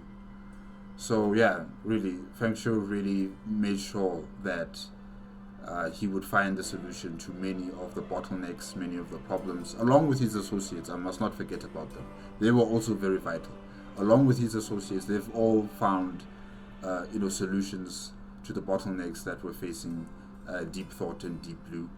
And the matches with Gary Kasparov were, well, in the beginning it was a bit scary. Before Deep Blue became Deep Blue, it was Deep Thought. It was a bit scary, the way Deep Thought was just relentlessly attacking Gary, and even Gary was taken aback by that as well. So yeah, the fact that Gary was put to the test multiple times by Deep Thought and Deep Blue, and he came out from those battles sometimes alive and sometimes with a draw, if I can say. And then I think a few times he did lose, if I'm not mistaken, or did he only lose once? I can't remember right now, but there were very few times where he lost, and there were many times where he either drew or he won against Deep Blue. And really, he was a successful chess master, and he was the world champion at such a young age. He was able to adapt to the current reality facing his. It's a hobby, right? I can't really say it's his job. Okay, but yeah, well, his passion, yes. The reality facing his passion, that it is evolving, it is changing over time. And, you have to keep up with the advancement. You have to keep up with the change that's happening. And he did. He really did. He made sure. He even got a business to, assist him in practicing how to play chess with a computer and with other human opponents included. And really. That was just being proactive and being confident in one's abilities and skills. And it paid off multiple times. It paid off against Deep Blue, and really he made sure that this machine wouldn't just win easy peasy. He would fight until the bitter end. And yeah, that last battle, or that last chess game where he gave up, really it was a shock to see how much Deep Blue has progressed, how much it has become effective at playing the game more than a human being. But we also have to put into account that Gary was exhausted. Mentally, he was exhausted. Probably also physically, he was exhausted. And that's why I'm saying maybe they should have dragged out this tournament for at least 2 or 3 months, so that Gary can have rest, he can contemplate or formulate new plans, because he came in there unprepared against Deep Blue in that final tournament, because IBM had other ideas, in terms of keeping everything a secret. He came in there not really prepared, not understanding what has changed with Deep Blue. He had to figure it out, on the game itself. And yeah, that must have been taxing for him. That must have really been taxing for him, trying to keep his mental stability while playing this game against this machine that has changed dramatically from what it used to be. So yeah, really, he did what I think no other human being could do. And as the world champion, really, he does, from his gameplay here, it just solidifies that this is the world champion. And for Deep Blue, trying to formulate plans and ways to either draw or defeat its opponent, you could see that it was also being pushed. It was really being pushed. So yeah, amazing work. Amazing work in terms of feng-hsiung and his creation, and amazing skill and abilities from Gary as well.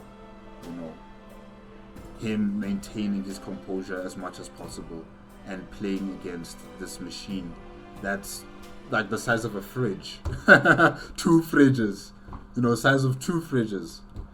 All of that mechanical wonder and innovation and technological progress, all of it focused on challenging the chess master of the world. And he held his own. Yeah, it was amazing. Alright, guys, that's it. Thank you again to Asazi for the request. Thank you also to Fredrik Knudsen and his associates who were putting in the music. I like the music. Also, the animation was also quite cute, especially with that little robot. Really, the content is good. I really did enjoy it. And yes, guys, that's it. Remember, if you want to check out the original video as well as Fredrik Knudsen's YouTube channel, the links are going to be in the description below. If you like my reaction, give it a like, comment, and subscribe to my channel. Click on the notification bell if you want to be up to date with my latest videos. And I'll see you guys next time. Okay?